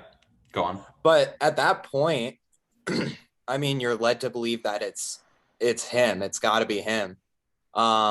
Which you find out is I mean, we'll get to that later, but like yeah, up yeah. until this point, Up until this point, I thought that was like, well, from when that happened, I was like, I had to check the time on the movie. I remember checking the time because I was like, how much is left? Like, what's gonna happen? Is he gonna like go back to love and like what is he gonna do? Is he gonna kill himself? Like, Mhm. uh, I didn't really know what was gonna happen from that point. But what did you think, Andrew, of that scene with the horse 61021? I mean, I think the whole time it's kind of leading up to. I mean, I don't really remember what I thought the first time because when I watched it yesterday, I was like, I knew what happened already because I'd already seen it. So I was like, okay, well, I know. But like looking back, it's like they really like kind of like build this anticipation to like this whole. It's kind of like the expose of the movie is like him figuring out that that was him, and I think it's a really pivotal moment in the movie. Yeah, it's interesting because they essentially like two or three different times tried to lay in the fact that it's him, Mm-hmm. even though it's not later on that we find out. But like, and then because from there, the next scene is him going because then he's like, okay, he's kind of doing process of elimination. He's like, okay, um, how do I know that even if those were like real memories that they weren't implanted, like so then he goes to the memory maker who makes memories for replicants and he's just like I need to figure out if this was like if this was like this actually happened or not. And she essentially does the test on him where she starts crying a little and tells him yes, this did happen. And one of my favorite scenes in the movie is him just fucking screaming like in that room, just like God damn it, and like uh kicks the like chair or whatever, and then leaves and gets arrested. But so at this point, they're like pretty much trying to like like he's the kid, and now he has to essentially like decide to run away or escape. And I think from this point on, his mission is to find find his father, figure out like what happened with the father because the mother's obviously dead, maybe get some answers on what's going on. And that takes him to, well, he finds out that he's trying to figure out where the horse was made and the dude tells him, oh, there's only one place where the radiation is this high. So there's only one place. Takes him to Las Vegas. And then, obviously we get the iconic, all the scenes in the red desert, like that shot. Yeah. See, I Great thought all those cinematography. setting changes. I thought all those setting changes made it kind of confusing Like, for what do you me, mean? anyway. Like, I didn't know where they were going or why the entire time. I was like, oh, they're in a different spot. Okay. You Like, need. What, like, I feel like with this movie, you need a second watch through because there are a lot of details I'm kind of learning right now. So it feels like the movie's just so long and just there's a lot going on that you really need a second watch through to really pick up on little details. but At least in my opinion. But yeah, but like yeah. So essentially, they go to Las Vegas and uh, come across Harrison Ford, and they have like a cool little sequence with everything that goes on there. But uh, I guess kind of stopping here and regrouping. I feel like this is a good time to just talk about how amazing the cinematography in this film is. I mean, yes. like that shot of him walking in the red, like, or that orange, like scenery, like I think that's already engraved in like movie Hall of Fame as like an iconic film shot. Like I see that shot like all the time on social Yeah, media. it's so cool. Like, It's yeah, an insane shot. It's so amazing. yeah, and I one thing I honestly, this is where I think a lot of people get divisive on the film. I personally really love that this movie has the balls to be as slow paced as it is. Like, because I like that they're willing to take their time and let things breathe and let things digest and develop. Because I feel like there's a version of this movie that could have been made that's like very like ADHD, like super fast, like super fast paced, like things are constantly coming, things are constantly flying out, like a fast like hour 30, 2 hour minute, like 2 hour like cut of this film that's like completely edited differently. But I kind of appreciated the slower pace of this film, like how they're really building up to Kay potentially being the one, and his how he's, there's conversations about how he's grasping with that, how, what would he do, what does he make of that, his interactions with Joy. There's a lot of times with him just processing the idea that he might be the kid. And I really, this is going to sound weird, but I feel like this film really is like it plays out almost like or it's filmed almost like a horror film. I feel like there's a lot of like slow like build up and methodical like pacing going on with this film. Like it reminds me a lot of something like, like Hereditary or like The Shining, where there's just like very slow build up, like it's just slowly turning up the dial throughout the That film. music. That Yeah, music. and the the music really, was. yeah, like it's the movie. creepy. Yeah, It the reminded me movie. of The Last of Us, actually. The music in certain parts. Like it's just a very like eerie and dark film, which like I really love. Like I feel like I've never been able to see something like this in sci-fi, kind of going back to what I mentioned before, where it's like this very dark, slow, like build up of a film where it feels like it's almost like a horror film, but it's not. Like it feels like it's a horror film, but it also feels like an indie film, but it's like in the vein of like this big blockbuster. So I really like, I guess worth mentioning, I really enjoyed the slow pacing of this film, but the slower pacing of this film, because I feel like it lets things breathe and build. Uh, but I guess, what are your guys' thoughts on the cinematography and I guess everything that goes on in Vegas and him finally running into Harrison Ford? I will say I'm pretty surprised that like Harrison Ford doesn't really come into this movie until about the 2 hour mark, which I like. Another thing, like I think it's cool that they did that. Like they could have taken the complete other route and been like Harrison Ford from the beginning, like, hey guys, like look, Harrison Ford, everyone, fuck baby, it's Harrison Ford, like like really Yeah. put it, like shoved it in everyone's face. But they had restraint, I feel like, and they really kept him until when the story needed him to be in the film. And then he starts obviously playing an important part from here on out. But I really appreciate that they really held off on shoving Harrison Ford in front of everyone's face until like maybe, later on in the film. So I guess, what are your guys' thoughts on Harrison Ford finally coming into the movie, and the cinematography and I guess everything going on in the plot, or anything I said really? Yeah, so like the first 2 hours of the movie is basically just setting the tone. Or that's the vibes I got. It wants you to walk through the environments of 2049, and it really wants you to like build clues first before like seeing Harrison Ford appear. So, like I was saying before, a lot of the first part of this movie is setting a tone. It's trying to give you clues and lead you into believing certain things before you actually get to see Harrison Ford.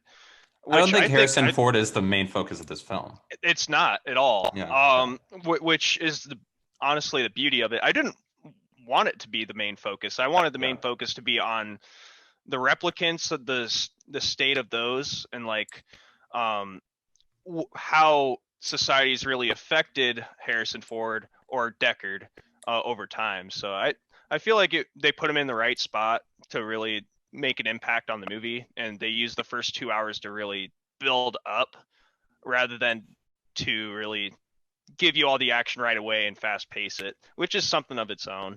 Yeah. But And I mean, I think like that's what I also really love about this film is like the focus isn't on some grand, like, yeah, they set it up at the beginning as, oh, like this could be like, we have to stop a potential war starting. But like at the end of the day, like I really love how small scale this film is. Like the movie really is about like Kay coming to like coming to understand his own like existence, essentially, like what he means to like the people around him, which I think that is like the story of the film, like what his journey, as opposed to like the overarching like plot of like, oh, the kid and like this war that could start or whatever it may be. But yeah, I totally, yeah, what you were saying, Parker. It really makes that moment when Harrison Ford finally does appear so much more hype.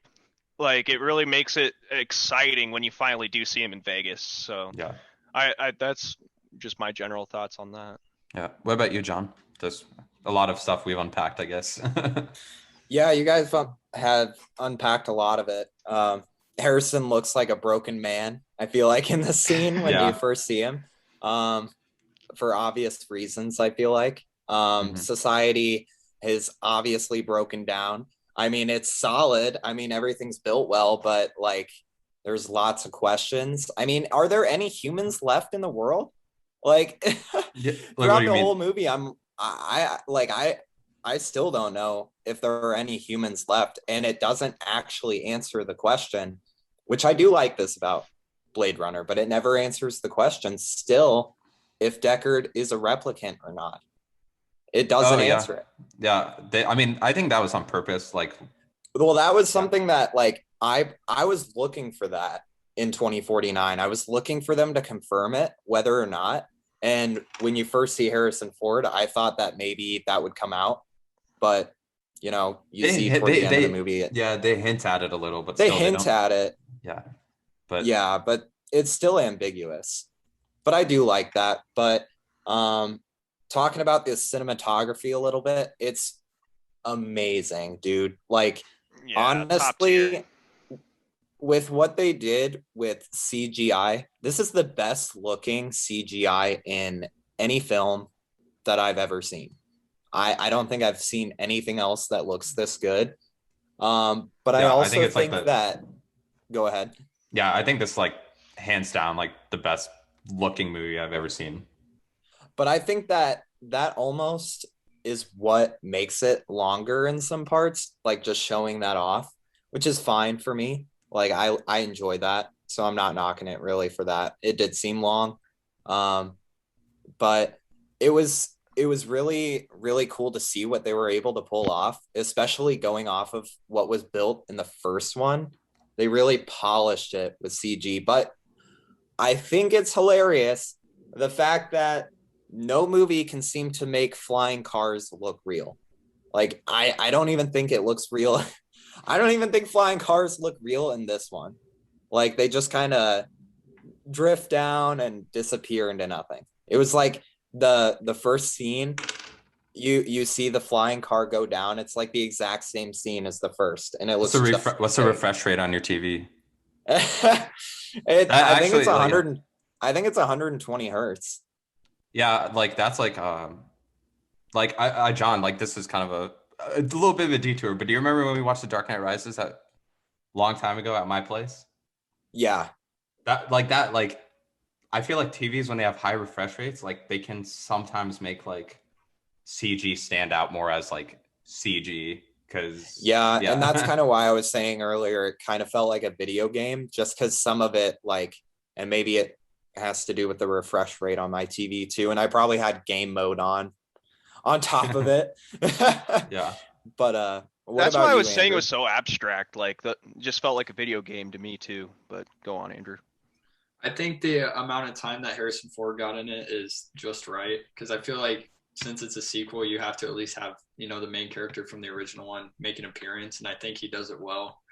And I guess we haven't gotten to the end of the summary, but I feel like he's utilized very well in the whole movie, and like just the right amount of time to keep the whole like you know, keep the main character from the first one in it, but not make it the whole focus, and like kind of give the focus to another storyline going on, or, you know, other characters in the universe.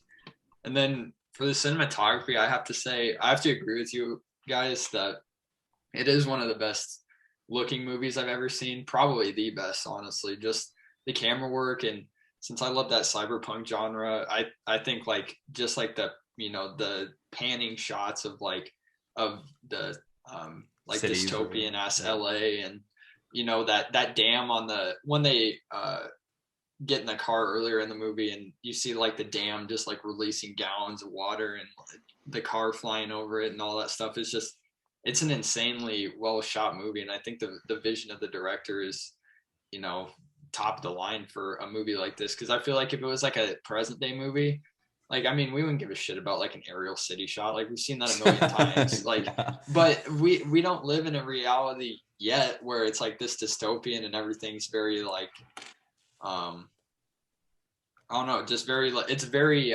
industrial and rustic. And I think from above it looks cool. And even like when he's in the streets getting approached by the there's so much character to it all. Yeah, when he gets approached by the women on the street, and it just looks like a normal, like, I mean, I've never been to Tokyo, but I've seen pictures. Like, it just looks like a just a usual Tokyo street with just shops and food and neon lights and all that stuff. And I think everything together just makes it one of the best looking movies. Yeah, if you want the best idea of what Tokyo might look like, that scene that you talk about, that's probably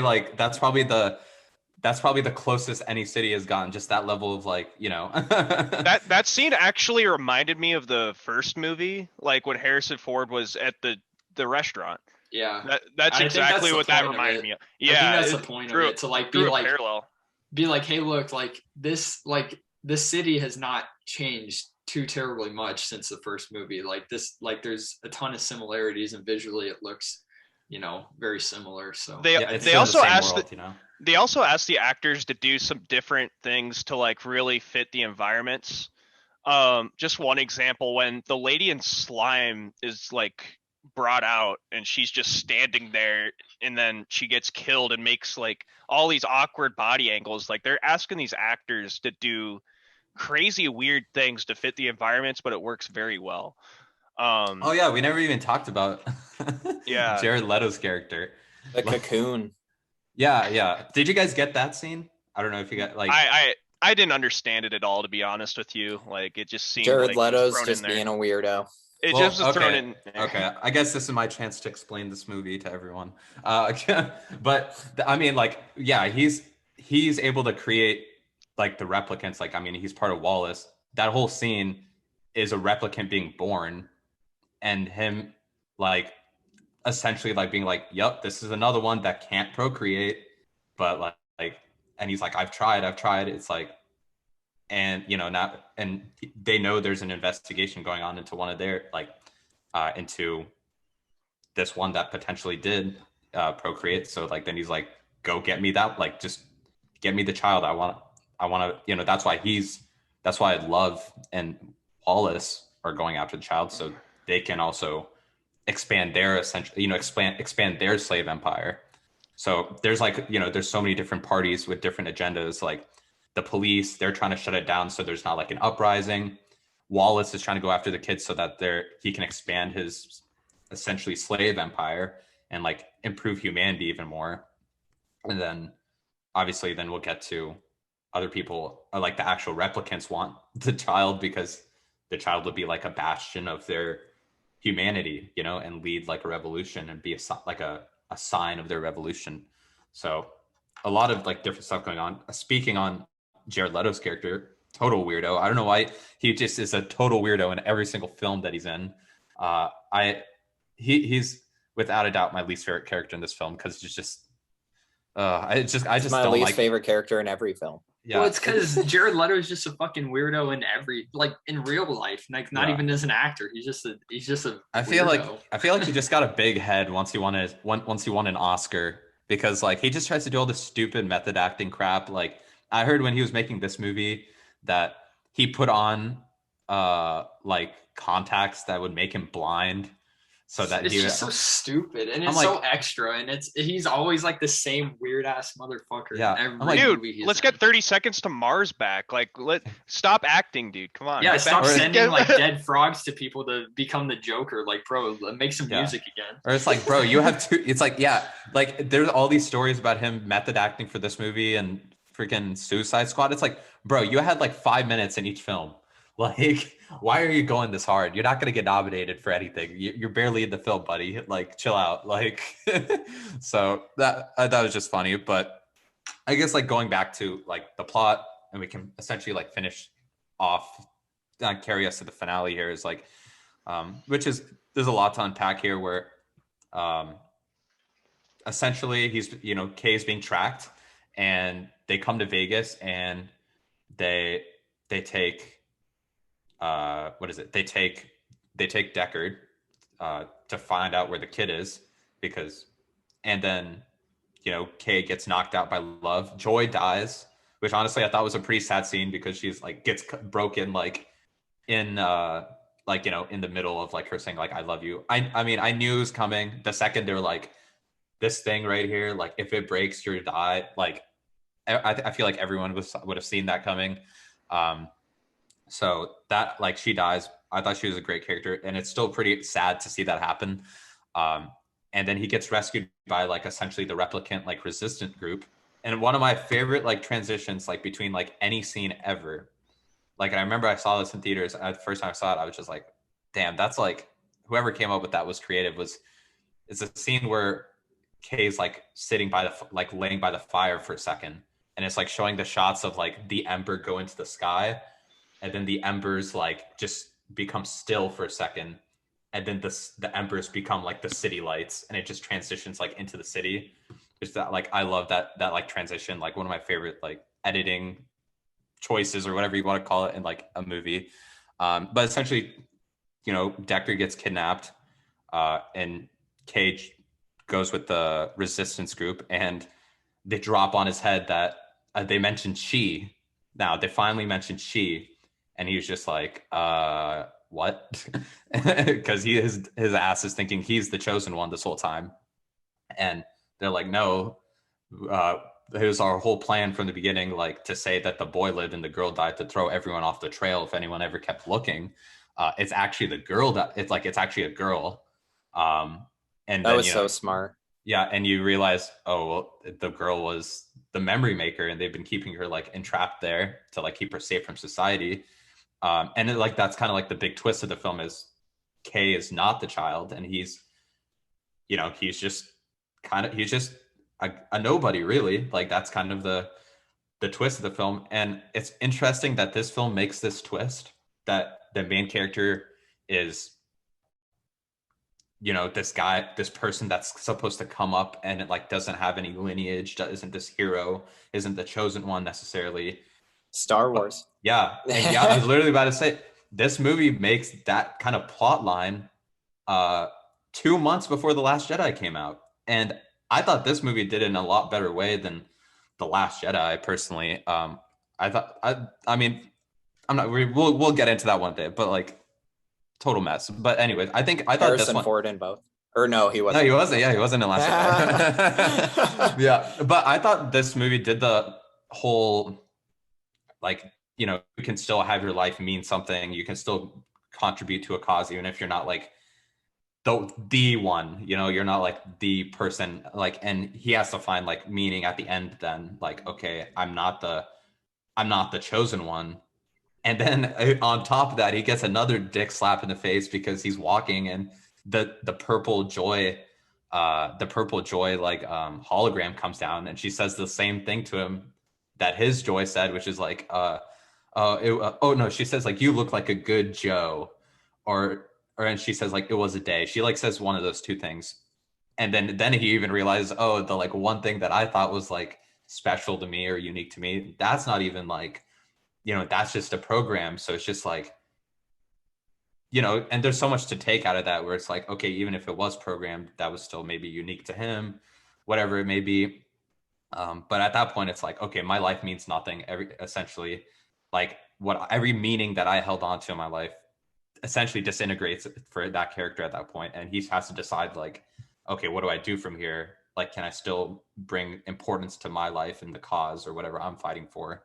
So he decides, the finale of the film is saving Deckard so he can get, and he essentially disobeys the replicants, and he disobeys everyone, because at the end of the day, he wants to reunite Deckard with his kid. So there's that really cool sequence in the water where where Kay is fighting Love, and that whole fight sequence is occurring. I was so happy when Love gets killed. like when she gets choked out in the water.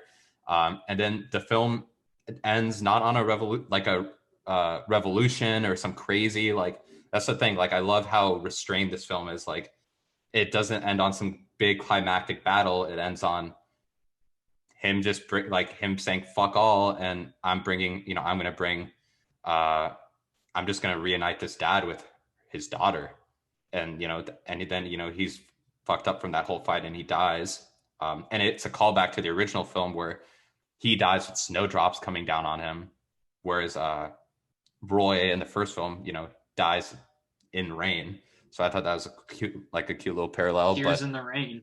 Yeah, tears in the rain. But honestly, yeah, I feel like a lot of this movie's themes and a lot of this movie's like goals like really come together in this final like 20-30 minutes of the film.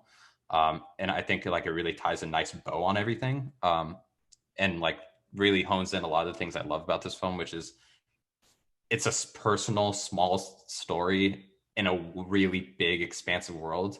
And I think it does really good things where it expands the world, but it doesn't lose sight of like really telling a personal, intimate story.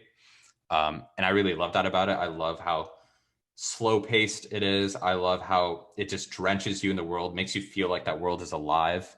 And it takes its time with its story that it's trying to tell. I respect that this movie is 2 hours and almost 3 hours long. I feel like it treats its audience like adults in this film. And I thought the twist was really interesting too. And I honestly really love this. I loved a lot of the things about this movie.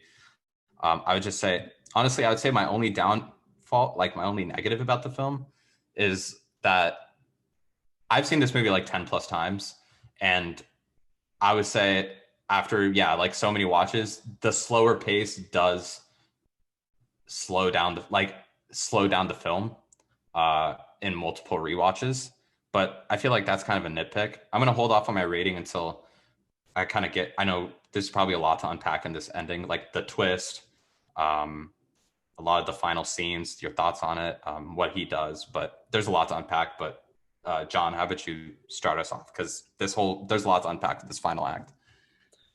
Yeah, I mean, the twist to me was a little bit depressing. Because, well, it was depressing for me because you're like, for me, Kay was the protagonist the entire time, and like you want him to be like this almost Jesus for the replicants, the chosen one, the sacred kid. But it ends up not being that way. And yeah, he lost everything at the end with the billboard scene. I didn't really understand actually the significance of it until you were just talking about it. But yeah, that was like the straw that broke the camel's back for Kay. And it was kind of a depressing ending to me because he just kind of like laid over and died. Kind of like Roy. It was the same.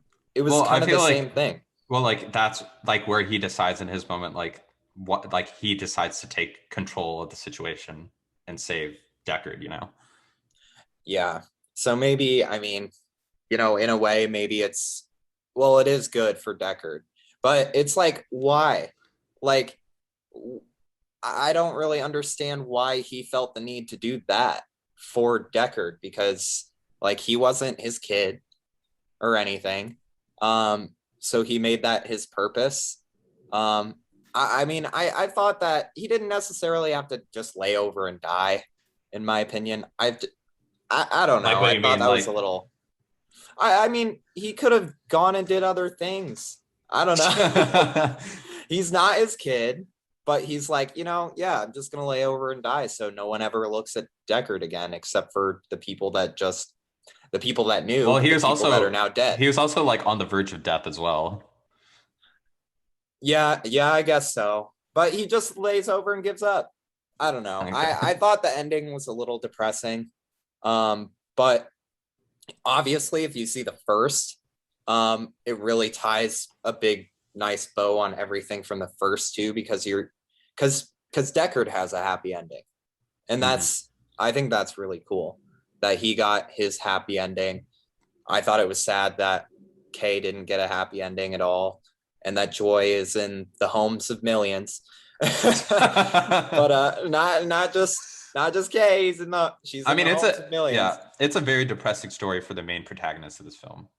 But the movie gives you that idea the entire time. I mean, it's bleak.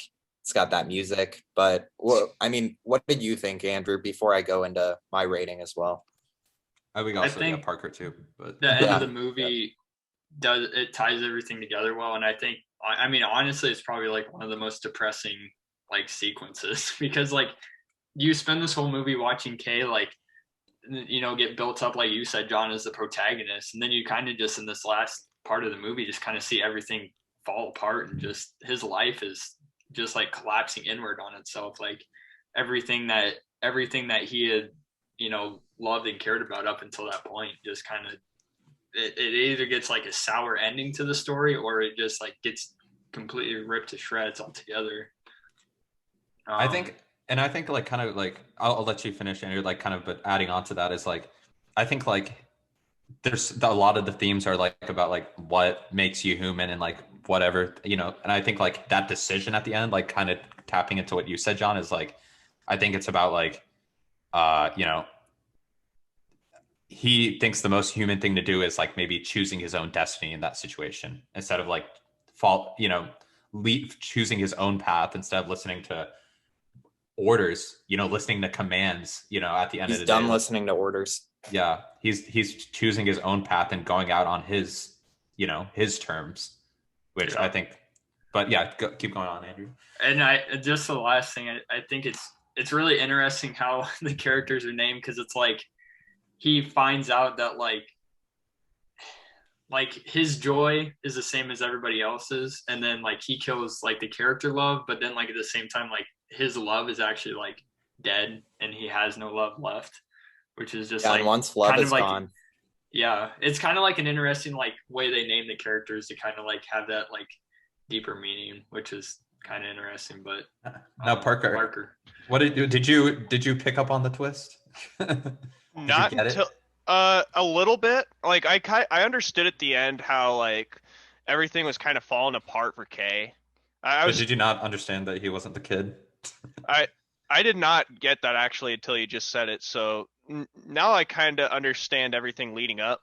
So Jesus, Parker, did you watch this film? I did. It's just I was getting lulled like the beginning of this movie and like towards the middle, you kind of get lulled to sleep almost. It has you believing a certain thing, it has you thinking a certain way, and then it just completely flips it all the way around. I will say, in defense of this film, and any film, I don't think it's always the best idea to watch it out such a long movie before potentially falling asleep. Yeah. I know. I was talking to John about this. Yeah, you guys watch this at like what, 10 o'clock? Yeah, I was getting like a little bit lulled to sleep a little bit with how everything was developing, but the end of the movie was fantastic in my opinion. I thought they did a really good job of closing everything out and just giving you an overall vibe that, hey, Kay, really everything that Kay stood for just kind of collapsed. And like, of course, like Deckard gets his happy ending. He gets to see his daughter at the end, which is awesome. But overall, I really like the twist and how I need to watch this movie again to really get like the whole beginning and the middle parts of the movie, because like I feel like it has you believing a whole certain way just to flip it on you. I feel like that you kind of need that context and to really understand what's going on in the first parts of the movie. But I really overall enjoyed it. I honestly really like the cinematography, the music, and I will get to my rating shortly, but that twist at the end was really, really spectacular in my opinion. I thought you didn't get it. I do now. Okay. You guys literally described it. Okay. But I guess, John, did you give your closing thoughts or? Your encompassing thoughts of the film on like the plot. Yeah. But I've got like what I want to say for my rating too. Okay. Yeah. So, all right. So let's get into the rating and then we can kind of wrap things up there. And then I guess one more question I want to ask you guys before we pass it on. Actually, we'll all just encompass this all together. Just I want everyone to say how they think it compares to the original, where they think the series might go from here, and then obviously their ratings. So I think this movie is amazing. I think like I know like the biggest con this film that people throw at it is that it's slow. And I personally love the film's slower pace. I thought it was really ballsy. It just felt very mature to me. The entire film just felt very mature and you want to treat like it felt like it wanted to treat its audience like adults because there's a lot of things like philosophical questions this film asks and a lot of important questions this film asks. And I think this film will also probably become like a cult classic, just like the original. It's definitely one of my favorite movies of the 2010s. Not my favorite, but I would say probably like in the 2010s, I would probably say maybe like number 5. I absolutely love this movie, and this film like completely ruins sci-fi for me. Like honestly, Star Wars after watching this film just seems so tame and kind of like very like watered down to me in terms of sci-fi. Um, and this whole like Blade Runner has made me just such a big fan of the cyberpunk genre. It's a big reason I was hyped for the cyberpunk game. But we all know how that turned out. But yeah, I have a really fond spot for this film. I think it does. I think it just is very mature and handles itself really well. I love how it's slow and builds itself up and treats its characters with maturity and like a lot of respect. And I think the story is super interesting and philosophical. I think where it takes its characters is really interesting. I think how it challenges like character tropes with like Kay and how he fits in as the role of like a main protagonist is super interesting. And I think it expands the world of Blade Runner in a really interesting and unique ways. And to be honest, I'm not really sure if they make a third one, like where they could go. I would love for the same director that directed this film to direct it again, Denis Villeneuve. Maybe they could probably focus on like a potential uprising. But I mean, I really love how these two Blade Runner movies are very like down to earth, like very intimate stories. So that's probably what I want them to keep moving forward. But compared to the OG, I know the first one is considered a classic. Like I said, I think this will be also considered like at least like a cult classic, just like the original.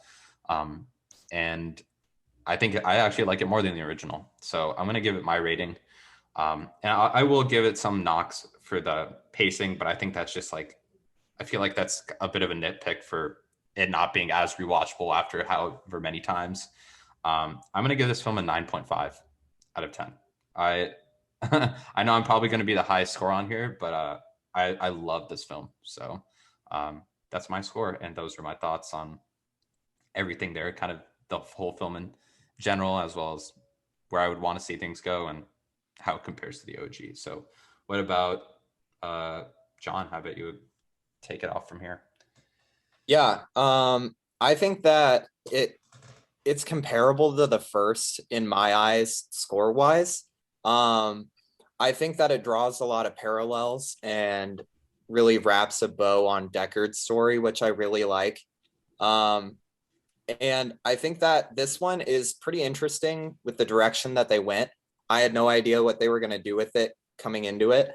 But the fact that there's this kind of, potential war brewing between the replicants and the human race, I think that's really interesting. And I think that that's probably where they would go with the next movie, that maybe Deckard's kid starts an uprising or someone within the replicant community starts an uprising.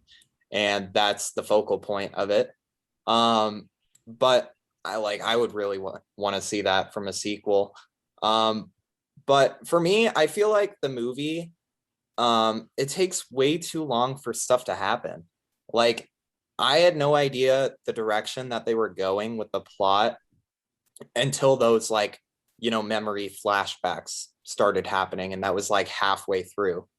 So I think that,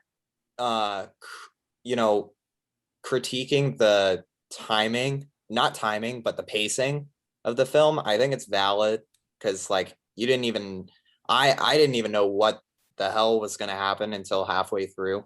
And for a almost 3-hour movie, that was a little bit much, even though I watched Justice League. That didn't feel like 4 hours to me, though.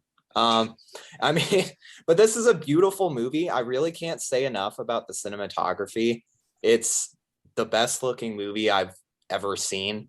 Honestly, it's really insane, the world that they created, and the how they really were able to keep the world that was built in the first movie in the 80s and expand upon it and make it look believable that it is that world, that same world 30 years in the future.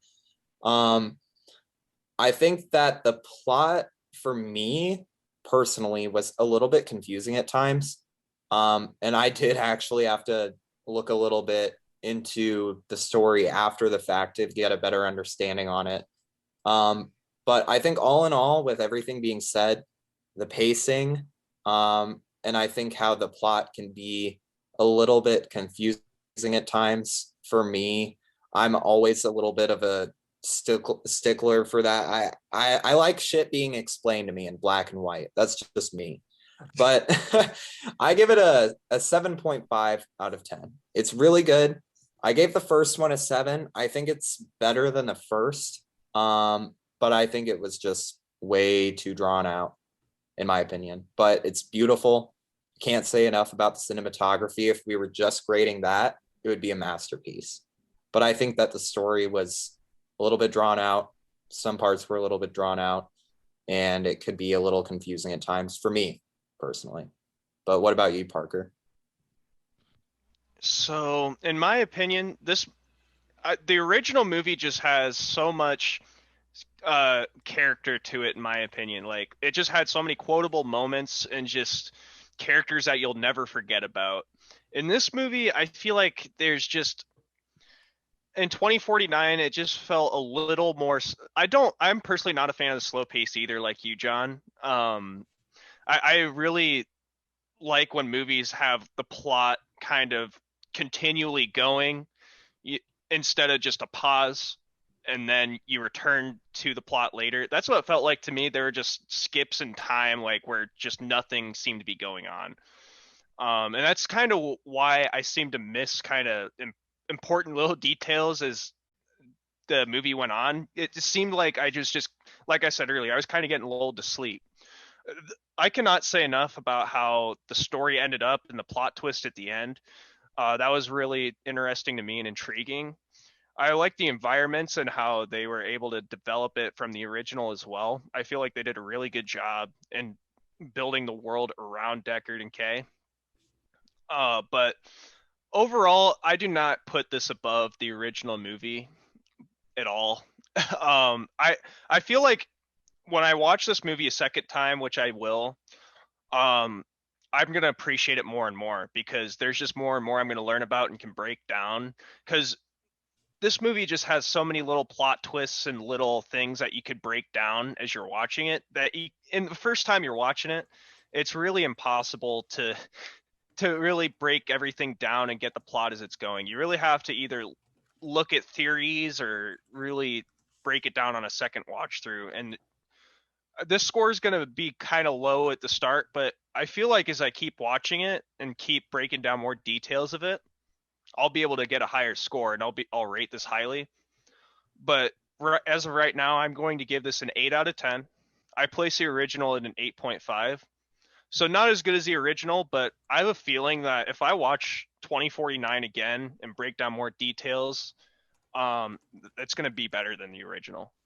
But at the moment where I stand, I just kind of got lulled to sleep. I need to really break it down more as I watch it again.